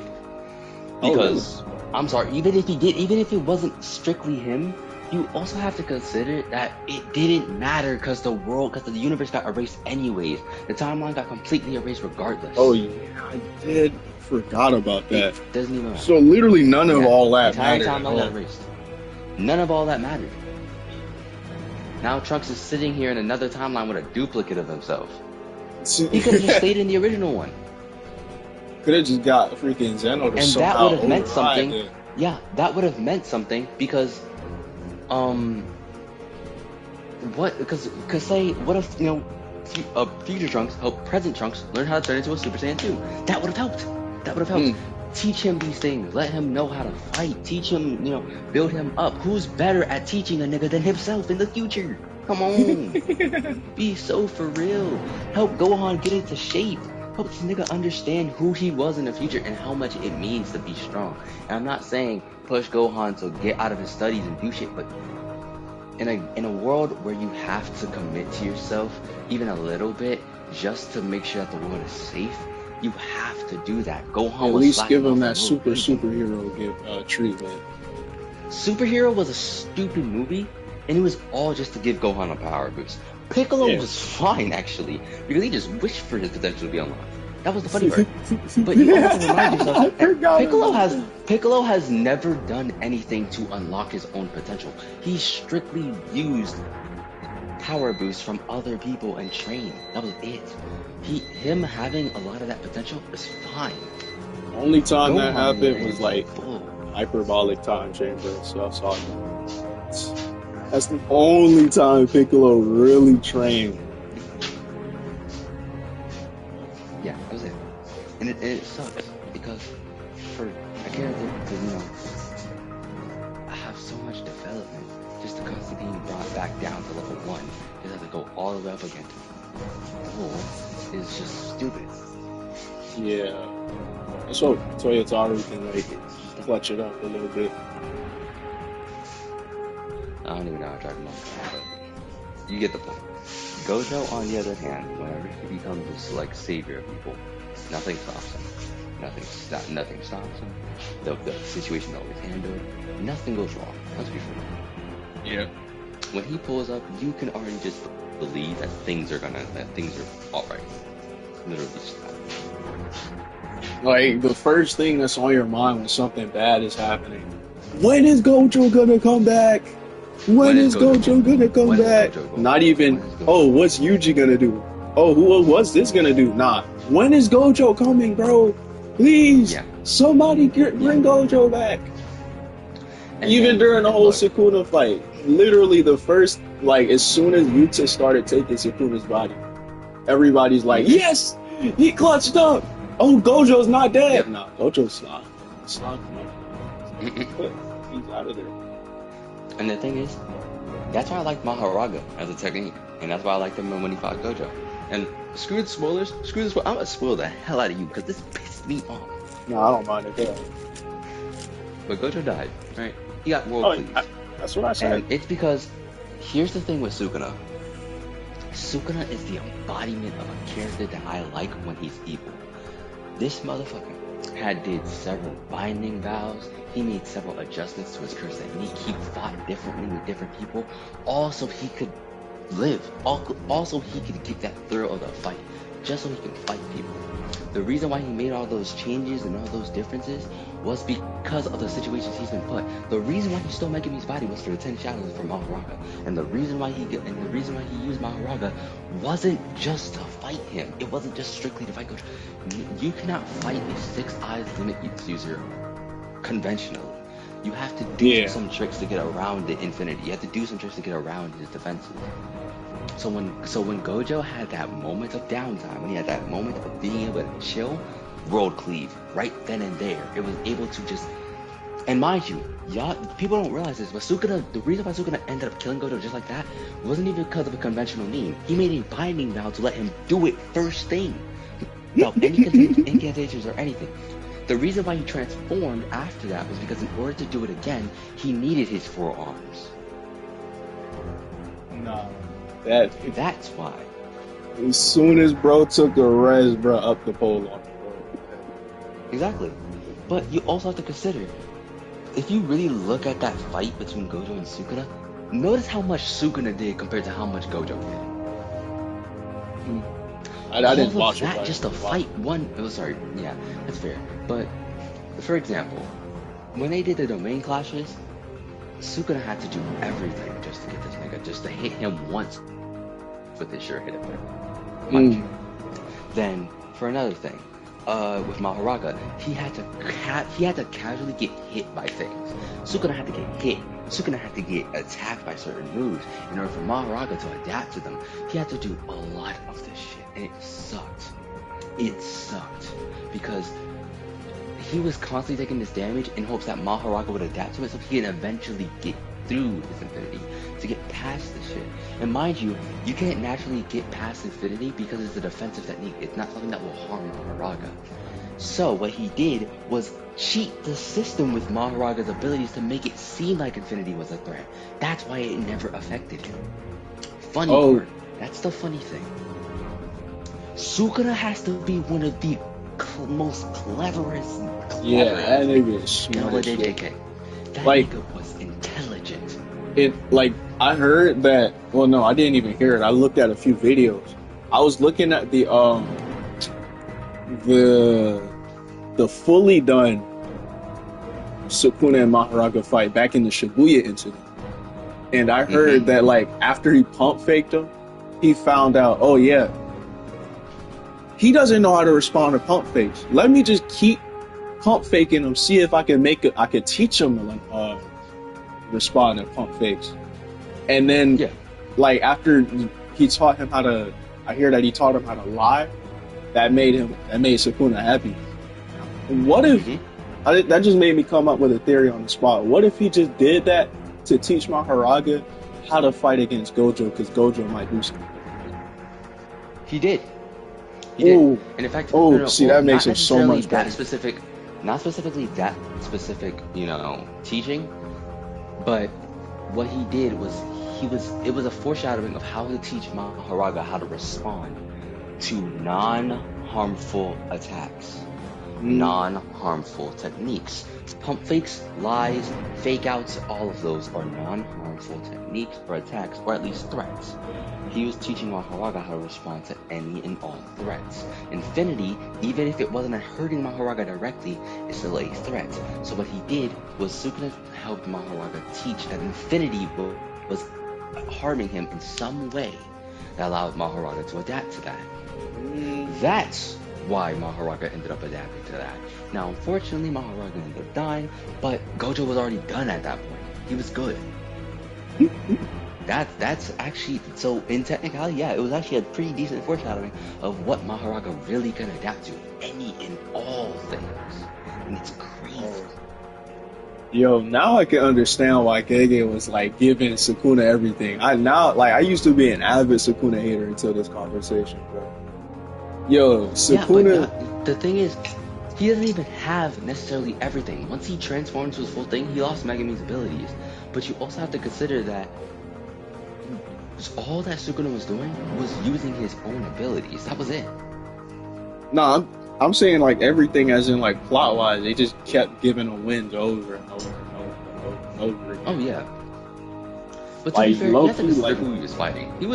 No one was touching Sukuna at that point. Yeah. No one was touching Sukuna at that point. There was a reason. Wait, the closest so like person that was able to be hitting this. No, go ahead. No, I honestly lost my train of thought. Go ahead, you can go ahead. Hey, I was just gonna ask, did you catch up? Like, are you fully caught up? Did you see the end of the manga? Oh yeah, I finished everything. Everything. Okay, so did Sukuna lose at all? Like, is he done, or did Gege like give him? Like, and the thing was, that was what's got me. He did lose. He should have won. He should have won. He should have won. He should have won. But Gege gave that one final aspect. What I'm saying, here's the thing. He lost because of Nobara suddenly coming back, Yuji suddenly having a domain expansion that we still don't know what it does, mind you. We don't know what Yuji's domain ever did. We never know what it was. We don't know its shirt effect. We don't know its effects. We don't know nothing. Does it have a name at least? Is it Benevolent Shrine like everybody said? No name, no context, nothing. I saw that he activated it and they just started having like a walk around Japan or something. Yeah, they did. Trip down memory lane. Genuine trip down memory lane. And it sucked because why? Like, Attack on Titan, I think Attack on Titan and JJK are probably the two animes I wish had a bad ending. I really wish they just all died. Just all In a way. Genuinely. Because Attack on Titan was supposed to actually lose. Attack on Titan's original ending was somehow dying. Like everybody? Like, you mean everybody as in like Eren? Not every single body, but like the island. Oh, yeah. Man. The entire island. So all those walls were broken down and everyone gone. That was the original ending. But I preferred that over what we got because it's like it was pointless. It did nothing but just try to push these characters into unconventional situations that they shouldn't be alive from. What was the ending? I remember they killed Eren, I think. Yeah, they killed Eren, and then after that, the situation that happened got rid of all Titans from the world. So everyone turned back to normal. There was no more Titan shifters, no more Titan serum, nothing. All of that was gone, and they basically just lived their life as normal people. Yeah, man. John clap Mika shit too, bro. Damn. Yep. No. Yeah. No. Eren was supposed to get that bird. And Eren became a bird. Oh, bro. Oh, I thought that was just a Yeah, Aaron meme, bro. Ain't no way. No. Aaron became the actual bird. Aaron actually became the bird. Oh, I'd be so mad. Yeah, but yeah, no. So yeah, that was a stupid thing. I honestly thought that they should have, definitely, they should have definitely, what you call it, handled that. They should have definitely lost. JJK is the same thing too. Sukuna has went through all of this turmoil, all of these. Mind you, it's not even the fact that he was quote unquote giving him wins. Sukuna, in fact, a lot of the time that Sukuna was being hit with certain things, it was because of this. It was because of either certain things not being as effective against him, or his binding vow changing. For example, when he actually put out his domain expansion and formed a barrier this time instead of an actual area, he formed a barrier so he can get everyone. And then he made a binding vow to where he could only use his furnace, which is the fire arrow, when he made his domain. Now you're wondering, why exactly would he do these specific things in order? Because he wanted to clear out everyone with one single fire arrow. So what he was actually going to do is that he made a binding vow to where once he shoots his fire arrow in the domain, it will take out anything in the domain, everything within the domain. This was meant for two reasons. One, clear everybody out in the field. Two, kill Maki, because because Maki didn't have cursed energy. Did Maki die? Cursed energy cannot. Maki didn't die. That's the funny part. Oh. She didn't die either. But here's the thing. The reason that he did this specifically on Maki's case is because Maki and Toji were people with heavenly restrictions. They didn't have cursed energy. None. So, what that meant was that they also couldn't be targeted by domains, because domains target people or objects with cursed energy. Since they don't have cursed energy, they technically never get targeted by domains. Wait, what? Which means, how though? Because I thought when he did that in Shibuya, damn near everybody died. Because everyone has a little bit of cursed energy, even a tiny bit, even if they don't use it. Oh, and Maki and Toji don't have any. Maki and Toji don't have any, which means the sure hit effect of a domain killing them, of a domain of the sure hit effect that would hit them doesn't exist. So the only way for Sukuna to actually be positive he killed Maki is to fight, is to basically burn up the entire domain. Since he knows Maki's in it, that's good enough for him. He can just air it all out. And even if Maki can't get caught by domain extension, she can't escape from a domain like anyone else can. She doesn't have a simple domain to avoid anything. She doesn't have domain amplification to avoid anything. So she's basically kind of screwed. But wait, question though. Isn't the fire arrow made of cursed energy? How does that hurt? The fire arrow is made of cursed energy, but it's not a part of his sure hit effect. So it's just fire. It's just fire. Okay, the thing is, people don't understand this, but Sukuna's curse technique revolves around a kitchen. Oh, so it is Malevolent Kitchen. I thought everybody was Yeah, he slices and dices, and once those conditions have been fulfilled of him, slicing and cutting the food, he's gonna cook it. Okay, yeah. I thought everybody didn't. I heard of the Malevolent Kitchen thing, but everybody they never. I don't think anybody really got conclusive on whether it was Malevolent Shrine or Malevolent Kitchen. But I always felt that Malevolent Kitchen made more sense. But it's both. Both are fine. Both are fine. All right. Because it is a shrine, but it also works in the sense of it being a kitchen. It's fine. It's just that kitchen fits more towards his curse technique. Shrine fits more towards the appearance of the domain itself. It's both. Oh. They're both fine. Okay, that makes sense. Because when Jogo fought him, I always got confused because he never revealed it. And then I'm thinking the whole fire thing was just a binding vow of some sort that he couldn't use again. But it makes sense that after he's done cutting everything, he cooks it. That literally, that's they get cooked. What the heck? They get cooked. They get cooked. They get cooked with him specifically. I mess with that. Yeah.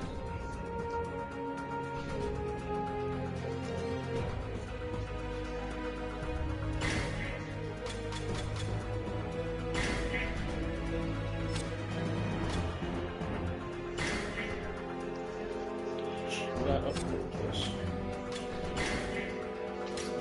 Actually, I would upgrade this as well. Defense. I don't have enough of it. But yeah, simple enough. Sukuna, if you hear everything I'm telling you and everything, if you actually, looked into the entire Sukuna fight in Shinjuku, that it shows you just how much Sukuna was really going in terms of skill. That is skill of on-the-spot changes to your kit and to your techniques that I've ever seen in an anime and manga. Yeah, and the fact that he eventually dies anyways because of a character coming back alive and some bullshit with Yuji Domain. We don't even know the name or effect of. It's just Nobara. Oh, sure. Oh yeah, I forgot about it. I forgot about it. Yeah. And yeah, it was all just unenjoyable from there. Honestly, when I started seeing Sukuna losing more and more, it just felt like, man. To be fair, to give him, I was just gonna say, to give everybody the benefit of the doubt, dude was fighting literally everybody and their mama. Like, that's like the only thing I could give. Like, bro was fighting everybody and their mama. That is fair. And I'm not saying that it hurts me that they won. I'm not saying that I didn't want them to win. Don't get me wrong, I had my little, I want good to be evil type of thing. However, there was also the fact that it comes around full circle if you think about it. Gojo, with all of his talents, with all his abilities, all of his prowess and potential is the reason that curses ended up becoming stronger as a result.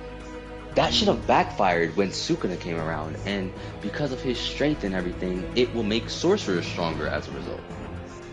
That should have, again, in a sense, it did come back around even if Sukuna lost, but it would have made much more of an impact if Sukuna won. Think about that. Because of a sorcerer, Gojo's invincibility and, basically overpoweredness, a lot of curses, even if they got stronger, could never just touch that one person, Gojo, right? Yeah, now, and then the one that does, which is Sukuna. And the one that does had to happen to be one of the strongest curses of them all. Now, what about Sukuna? Sukuna, was Sukuna because of how he was as a curse and how ended up giving birth to like a whole new generation of sorcerers that, in a sense, were getting stronger by the day. They were getting stronger, but you have to also think about it. Gojo was limiting a lot of people from getting stronger. Gojo was limiting a hell of a lot of people from getting stronger. Gojo even said it himself that this whole generation is going to be cooked if he's still here. It sucks. He was literally an obstacle in a lot of characters' development. But I'm sorry to cut you off. But I was saying, isn't that shouldn't that be wasn't that one of the themes that Gege was trying to give out? On top of that, we also have the character arc of Gojo coming to realize that himself, he is literally just a plot device. Even though they don't have a plot really, but him he's thinking himself, yo, I am literally a plot device, which raises the question, are you the strongest because of so and so? And the question that Geto asked Gojo. Yeah. Are you the strongest because you're Gojo, or are you Gojo because you're the strongest? Is your title who you are, or are you who you are because of your title? Now, and to be fair, you are right. In a sense, it is a character arc, though it's really difficult to have a character arc like that where it comes to a typically Mary Sue, quote unquote. And it's mainly because when they have this character arc, this type of realization of who they are as a character, trying to have someone understand who they are deep down is very hard. Because I think that you can agree with that. Because it's different from just expectation versus reality. It's more of how you see yourself versus how you actually are. Even if you were to tell yourself right now that you are like this, and that, and be honest, somewhere deep in your head, you're trying to deny those things. You're trying to change things around so you don't sound as terrible to yourself. You know what I'm saying? Yeah. Like, if you were to straight up tell yourself, just think to yourself right now, I'm this type of person. I may be like this that other people may find uncomfortable or something like that. But the more you start talking to yourself about certain things about yourself, you'll either start feeling negative, depressed, self-loathing, doubtful about certain things, right? To the point where, in order to probably get back into your mood, you probably have to end up switching up some lines. You probably end up saying different things. Maybe, oh, maybe I'm like this, but I guess people don't really care, so it's cool. Or maybe people find this funny, so oh well. Or maybe I don't really care about this guy. I don't care how he sees me, so whatnot.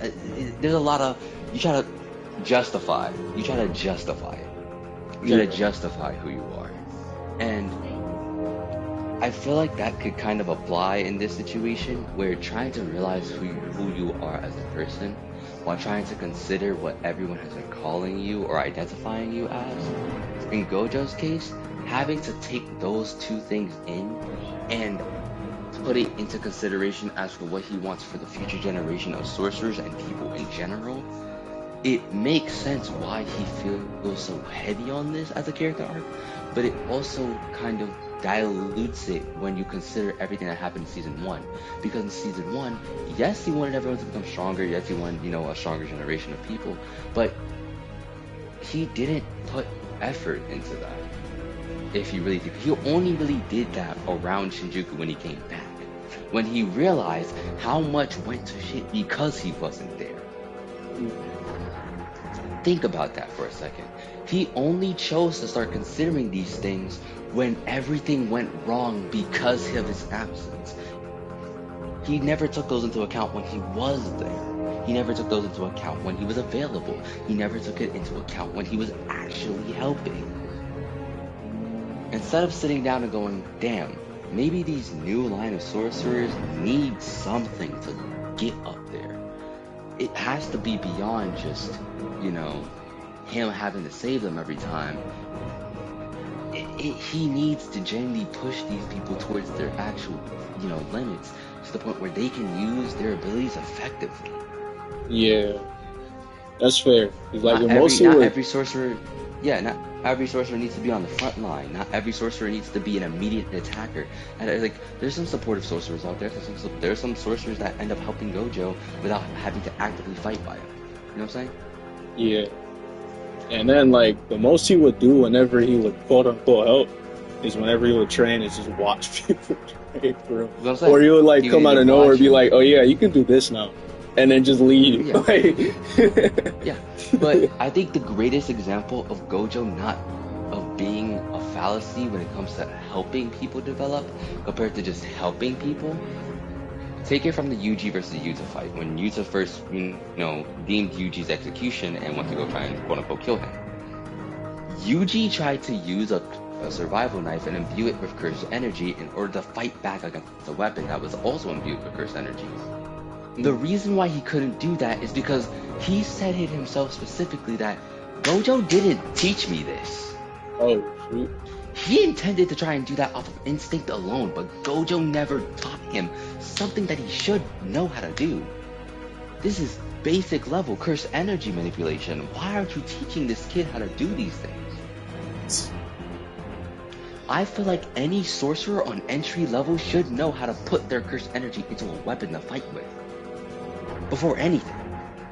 Yeah, so that in is the true, worst case scenario where you're unable to use your curse technique, or if your curse technique isn't properly developed, or if you don't have a domain expansion, or if you're fighting a curse that can only be, or if you're fighting in a situation that can only be affected by cursed weaponry, let them be able to use cursed energy in these objects. Why didn't he do better in teaching that? We have to also consider that throughout Kyoto and Tokyo's schools, none of them knew how to do that shit, except for Toto really. And it sucks because why didn't they know how to do these things?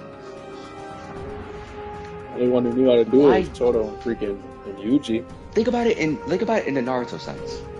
Naruto failed at a lot of these things, but think about it from Sasuke's perspective. He knew how to put chakra how to use chakra well. He knew how to do chakra control. He knew how to do things. And even when he got to a point where he didn't, for example, there was an entire episode during the Land of Waters, when the first arc that Naruto was in, where Sasuke and Naruto both didn't know how to climb a tree using chakra control. They had to spend days doing that. But they were taught. They were taught that. They weren't given the little leeway on how to do these, but they were taught that. It was able to help them in the future. Now, on another note, Naruto didn't know how to stand on water using chakra control. Another person taught him that, and you want to know what? It wasn't even Iruka, it wasn't Akashi, and it wasn't even Jiraiya. It was Ibisu. You probably don't even know who that is. That is Konohamaru's teacher. I'm that's not even that far, so I can't even lie. Yeah, you ain't even that far in Naruto, but yeah, that's Ibisu. He taught him how to walk on water, how to use chakra control properly. Ibisu, a relatively unknown and pretty much irrelevant character past that point, was a major reason that Naruto was able to do certain things with his chakra, was able to actually manipulate his chakra to a point where it worked for him.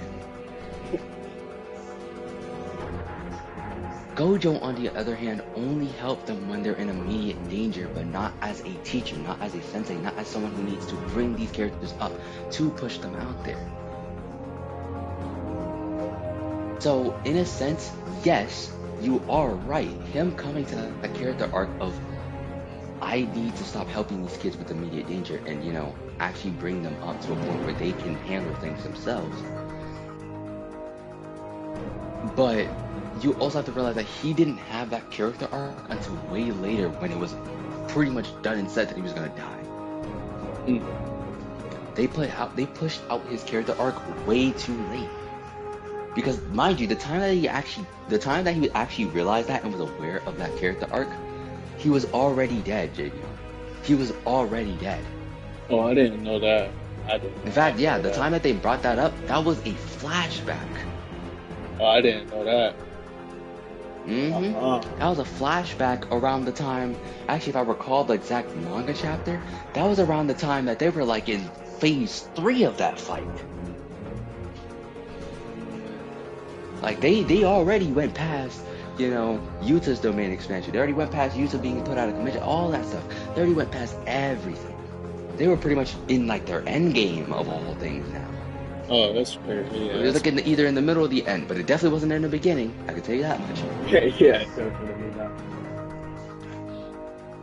That's the thing that I was saying. Gojo is a character that was just, for being who he was, I can understand why he was considered this Mary Sue, and I understand why, I personally don't like him. But like at the end of the day, you also got to consider that the reasons that I could have liked him for, as for him being this, omnipotent being that ends up becoming, flawed because of how he viewed these situations, rather than how he handled them compared to how he should have. I think that that was wasted potential on my part. That was wasted development, wasted writing. He should have handled that a lot better. And in a sense, it also is Gege's fault because he ended it early, and I felt like that it could have been better had it kept going. Yeah. But for one, Gege didn't even want to write Jujutsu Kaisen. He wanted to write a romance manga, so there's that. And two, yeah, he actually did. But and two, Gojo in general was just that type of character that was just difficult because he has no flaws. Now, there's also another thing I wanted to mention that I realized I never really covered since I was gone. But basically, enough said, that's why I dislike Gojo, just so you know. Yeah. I feel like that he was a Mary Sue type of character that knew everything, knew how to handle everything, and didn't allow other characters to develop. And even if it was in a sense of who he was as a character and why he did the things he did that didn't allow people to develop, one, it's very hard to do something like that in your story by not allowing other characters to grow because of someone else. Yes, that is a obstacle in writing, in narrative, and in the character sense in development. But if you don't do that properly or do that well, it can seem like a lot of the other characters are just not up to date. take Yuji for example. If you really compare like season 1 Yuji and season 1 Gojo, and you compare season 2 Yuji and season 2 Gojo, and you get what I'm saying, right? Like you think, wow, why is the protagonist so far in strength and power from this specific person, right? And literally, And it's not like only that, Naruto. not even he doesn't even have as much screen time as he should because like people be getting confused on whether or not he is the protagonist. Exactly. It's like, why? That's what I'm saying. It's just like it sucks. But yeah, that's why I don't like Gojo. Simple enough. Makes sense. Hope that explains everything. Bro, stop. Huh? Oh, you already have a friend. No, mommy already said no.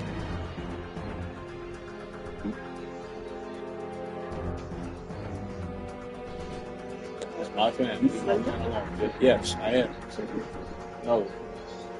It's only 2 people. Why you want to talk to 2 people? That's okay. About to start the game. Huh? About to start the game. Wait. What? So one more thing I want to say. 3. No, I'm joking. What? No. Let me grab my controller in fear. But there's another thing I also want to mention. The earlier story I was going to tell you about my character thing, right? Oh yeah. Go ahead. I was covering all that. Yeah, war leader or nation army leader got into a war with a bunch of enemies. Lich came, possessed his child, killed his entire army. He came back, found that his army was slain by his son. They fought the Lich that was there, and he eventually left. And the thing was, Wait. I told you about.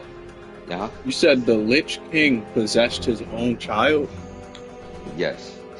and he got mad after he came back and saw that his child killed everybody.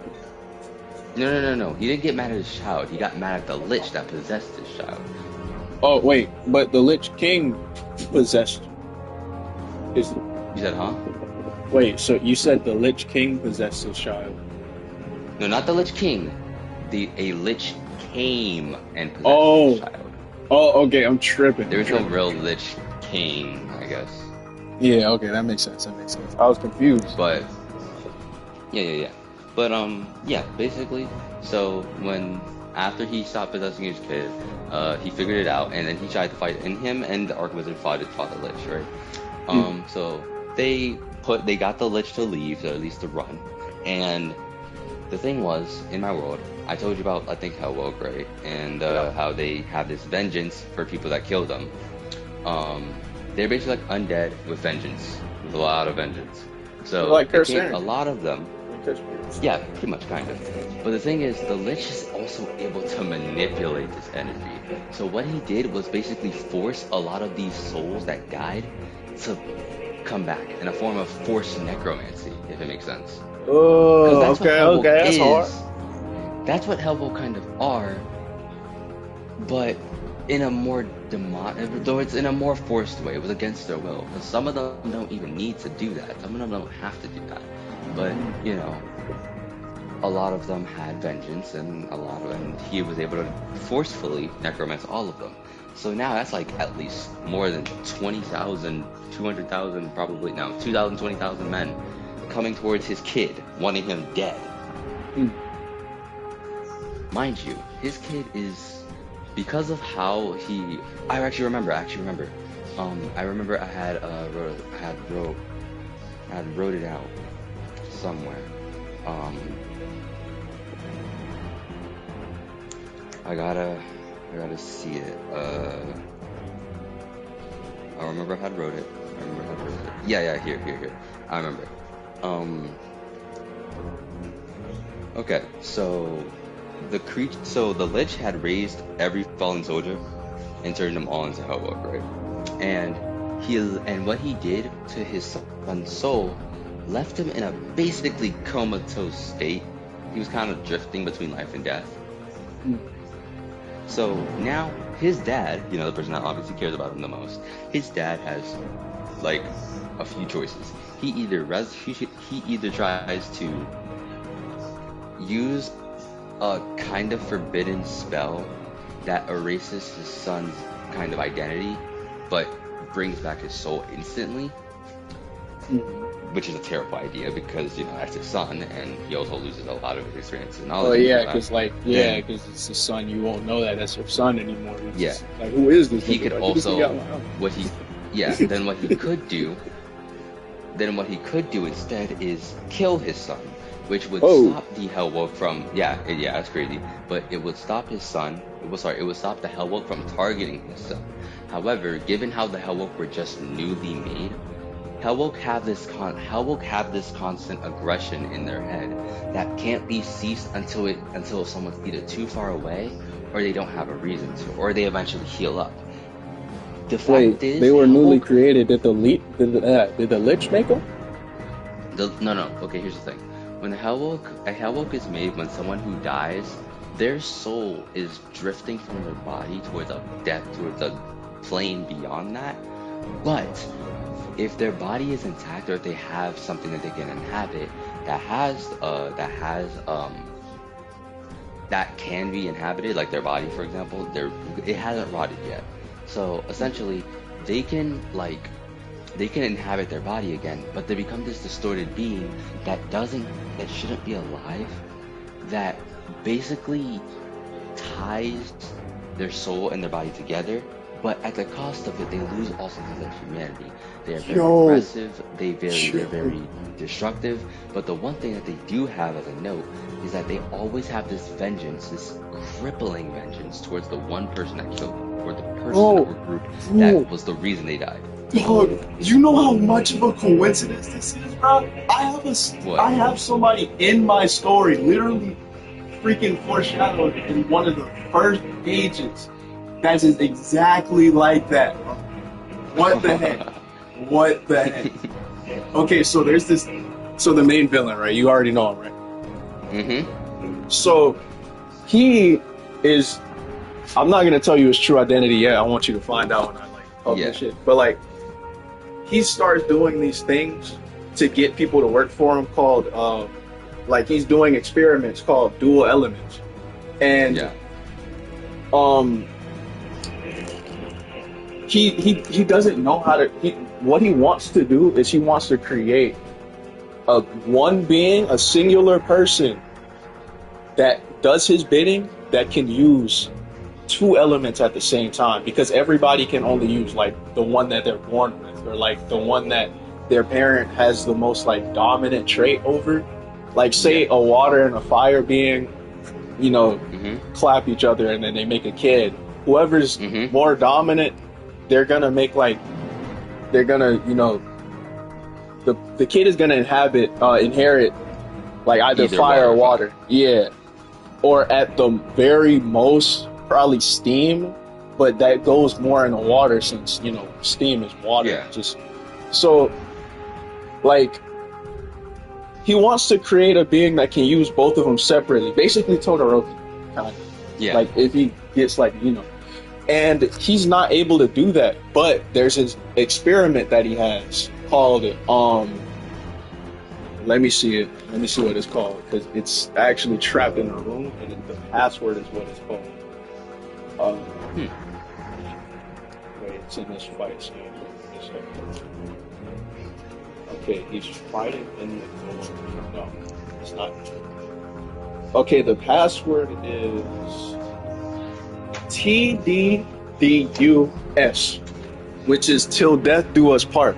See, a few thousand years ago, he found these two lovers, and the two lovers, they were in love. Everybody has elements, but they didn't know they had elements. They were just in love, right? And he caught on to this, and he's like, okay, since y'all are so in love, how about I capture both of y'all and see if I can help y'all, see if I can make y'all one of my experiments. They became the first experiment. And what he did was he mashed their soul and body together to where it's they're not themselves anymore. They're just this really aggressive, messed up blob of a person that's almost a husk of a being, but also the only thing that they can remember is who they're angry at for doing this to them. which is him. Ooh, yeah. And it's like that just resonated with me because literally it's the exact same thing as what you just said. Yours. Yeah, in a sense, mine kind of is in a sense a little similar, because generally with the Hellbook, the reason that Hellbook even exists is because of the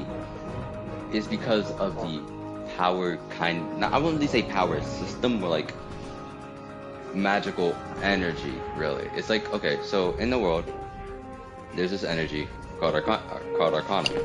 Arcana is essentially like, it's a pretty much like air with the way it's just all around. And the thing about it is that it's like a spiritual essence that living beings can like wield. And in a sense, Arcana is like potential and kinetic energy that, you know, it's existent, it's always present, but it's like it can be utilized and whatnot. But basically, the thing is, Hellbook kind of views Arcana in the sense of like a rope, of a sense, like a belay. That makes sense. Belays are usually meant to, you know, tie around a person to latch them onto something to keep them from like separating from that something, basically. And basically, when one of the abilities that Arcana can do is have your soul inhabit another object in a form of like possession. Now the thing is, you could technically do this with your dead body because of the fact that it's losing its life, but you can do it within a short span that you're not rotting yet. So the thing is, when people do this, they do it in the sense of wanting to come back, but because of how distorted Arcana is, by doing this, you kind of, in a sense, distort your own body. So you end up becoming this really undead looking, this really undead looking, distorted creature, humanoid figure that it's constantly aggressive. It constantly thinks about this one thing or one person that was the reason it died, and it just can't stop until it's dead. Yes, bro. Oh my gosh, bro. Now, granted, they're always pretty aggressive normally, but ones that have lived for long periods of time essentially do get better in their mental capacity. Like they're a little bit more docile? Yeah, they become a little bit more docile. Now, again, they always still freak out if the person they're vengeful over still lives, but for the most part, they communicate, talk, and do things. No, mine doesn't. But consider it from the soldier's perspective, though. They had just been risen. They are all aggressive. So if they kill his child, that means they are having to fight at least 2 to 20,000 soldiers by themselves. That is going to be difficult, no matter how strong they are. Yeah. And also, along with that, you also have to consider that, in the sense of Chris's survivor guilt thing, my character does have survivor's guilt. And it sucks that because he also had to watch it, and the one time he was gone, he ended up losing everything that he built. So like Chris's survival guilt, but times a million, bro. Yeah. So the thing was, so the thing was, his options were to try to use a forbidden technique that would make his son lose everything. Then there was kill him, but you know. Wait. Question. By his son, you mean your character's son? My character's son, yes. Okay. And if he killed him, again, the Hellwolf would be against him, and he couldn't do that. So then, the Arc Wizard offered a solution, which was to seal his son's soul into an object. And then what would happen between that is that his son would be put in his son's body would be put in this form of cryostasis, kind of, to keep it fresh for when he actually needs it again. But the only thing is that because of his son still existing on this plane, the Hellwolf are still attached to his soul. So in a sense, they're still trying to kill him. But in a sense, it's also they're still trying to kill his father now. Repeat that latter half real quick. I just got interrupted from this. I said, basically, they were going to steal his son's soul into a little object that the dad will carry until his son's body is, until his son's soul probably wakes up. His body is fine, but it's the soul that's actually dormant that's making him unable to respond. He's essentially, like I said, he's essentially tweening between life and death. So basically, what happened was that if he chose to do this, mind you, my character, like his dad, the son's dad, basically wouldn't be able to live in their city anymore. He wouldn't be able to live anywhere, because for as long as he lived, for as long as he carried that on him, he would have to deal with thousands of Hellwolf rushing towards him to kill him. Like on site. So on site, there's like it's either it's either you carry the guilt and literally carry yourself throughout thousands of freaking beings trying to kill you dang near every day, or you have to slime out your only son. It's like I get that. That's tragic. What the heck? That is tragic, bro. Bro? At least give him something. Like what does this nigga have to go through, bro? Give this nigga something, bro. Now, like the this thing man. The thing is, there was a song I was listening to a while ago, and the lyrics that I was listening to were also kind of the reason why he developed his entire character arc.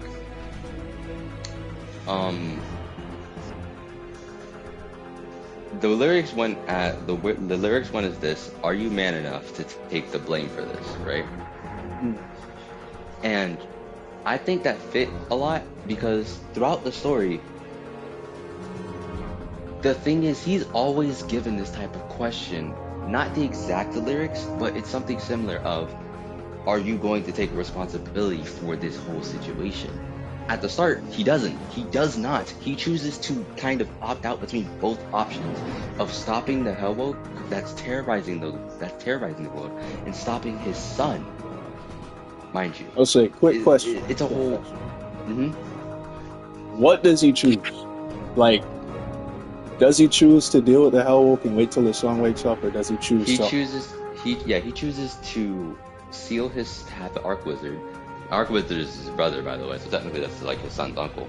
So the Archwizard chooses to seal his son in a cherished little object that he had, that his son gifted him, and he chooses to run away and be a constant runner and wanderer from all of that, because he doesn't want to kill anyone. He doesn't want to kill any of his team. He doesn't want to kill any of his army or anything. Now the thing is, the development in the sense is to eventually face that, because the thing is, it ends up screwing other characters over. Because think about it, you have thousands of Hellwolf coming after you constantly. The main character's main mission is to get rid of these Hellwolf, but she can't do that if this character is constantly stopping her from doing that. And it sucks, because naturally he is stronger than the protagonist. He's stronger than Exulius at the start, but it's like eventually as Exulius becomes stronger and stronger, she's telling this nigga, yo, we are going to die one day from your thing. They're going to kill you, and they're going to kill me for something. And it sucks, because what am I supposed to do? But then it all comes back down to him, where there were 3 separate scenarios where he was actually given this type of thought to himself. The first time was when it first happened, and when his brother told him, are you going to handle this as your army's leader, or are you just going to what are you going to do? he was told, he was given this option to what are you going to do as in terms of taking responsibility, and he chose to run away from both options.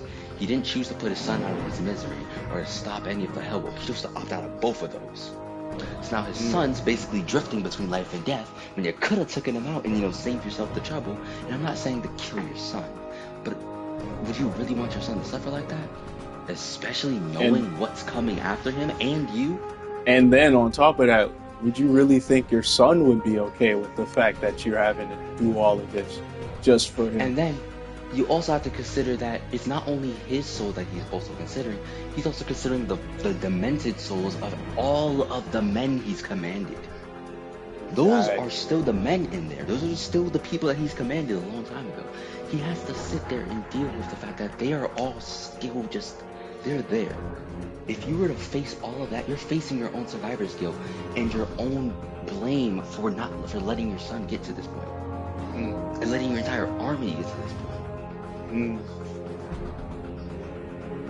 You should do like an art that before this, it shows that he is still flawed, but he is a really well respected person before all of this happens, and then it further goes on to how bad the situation is.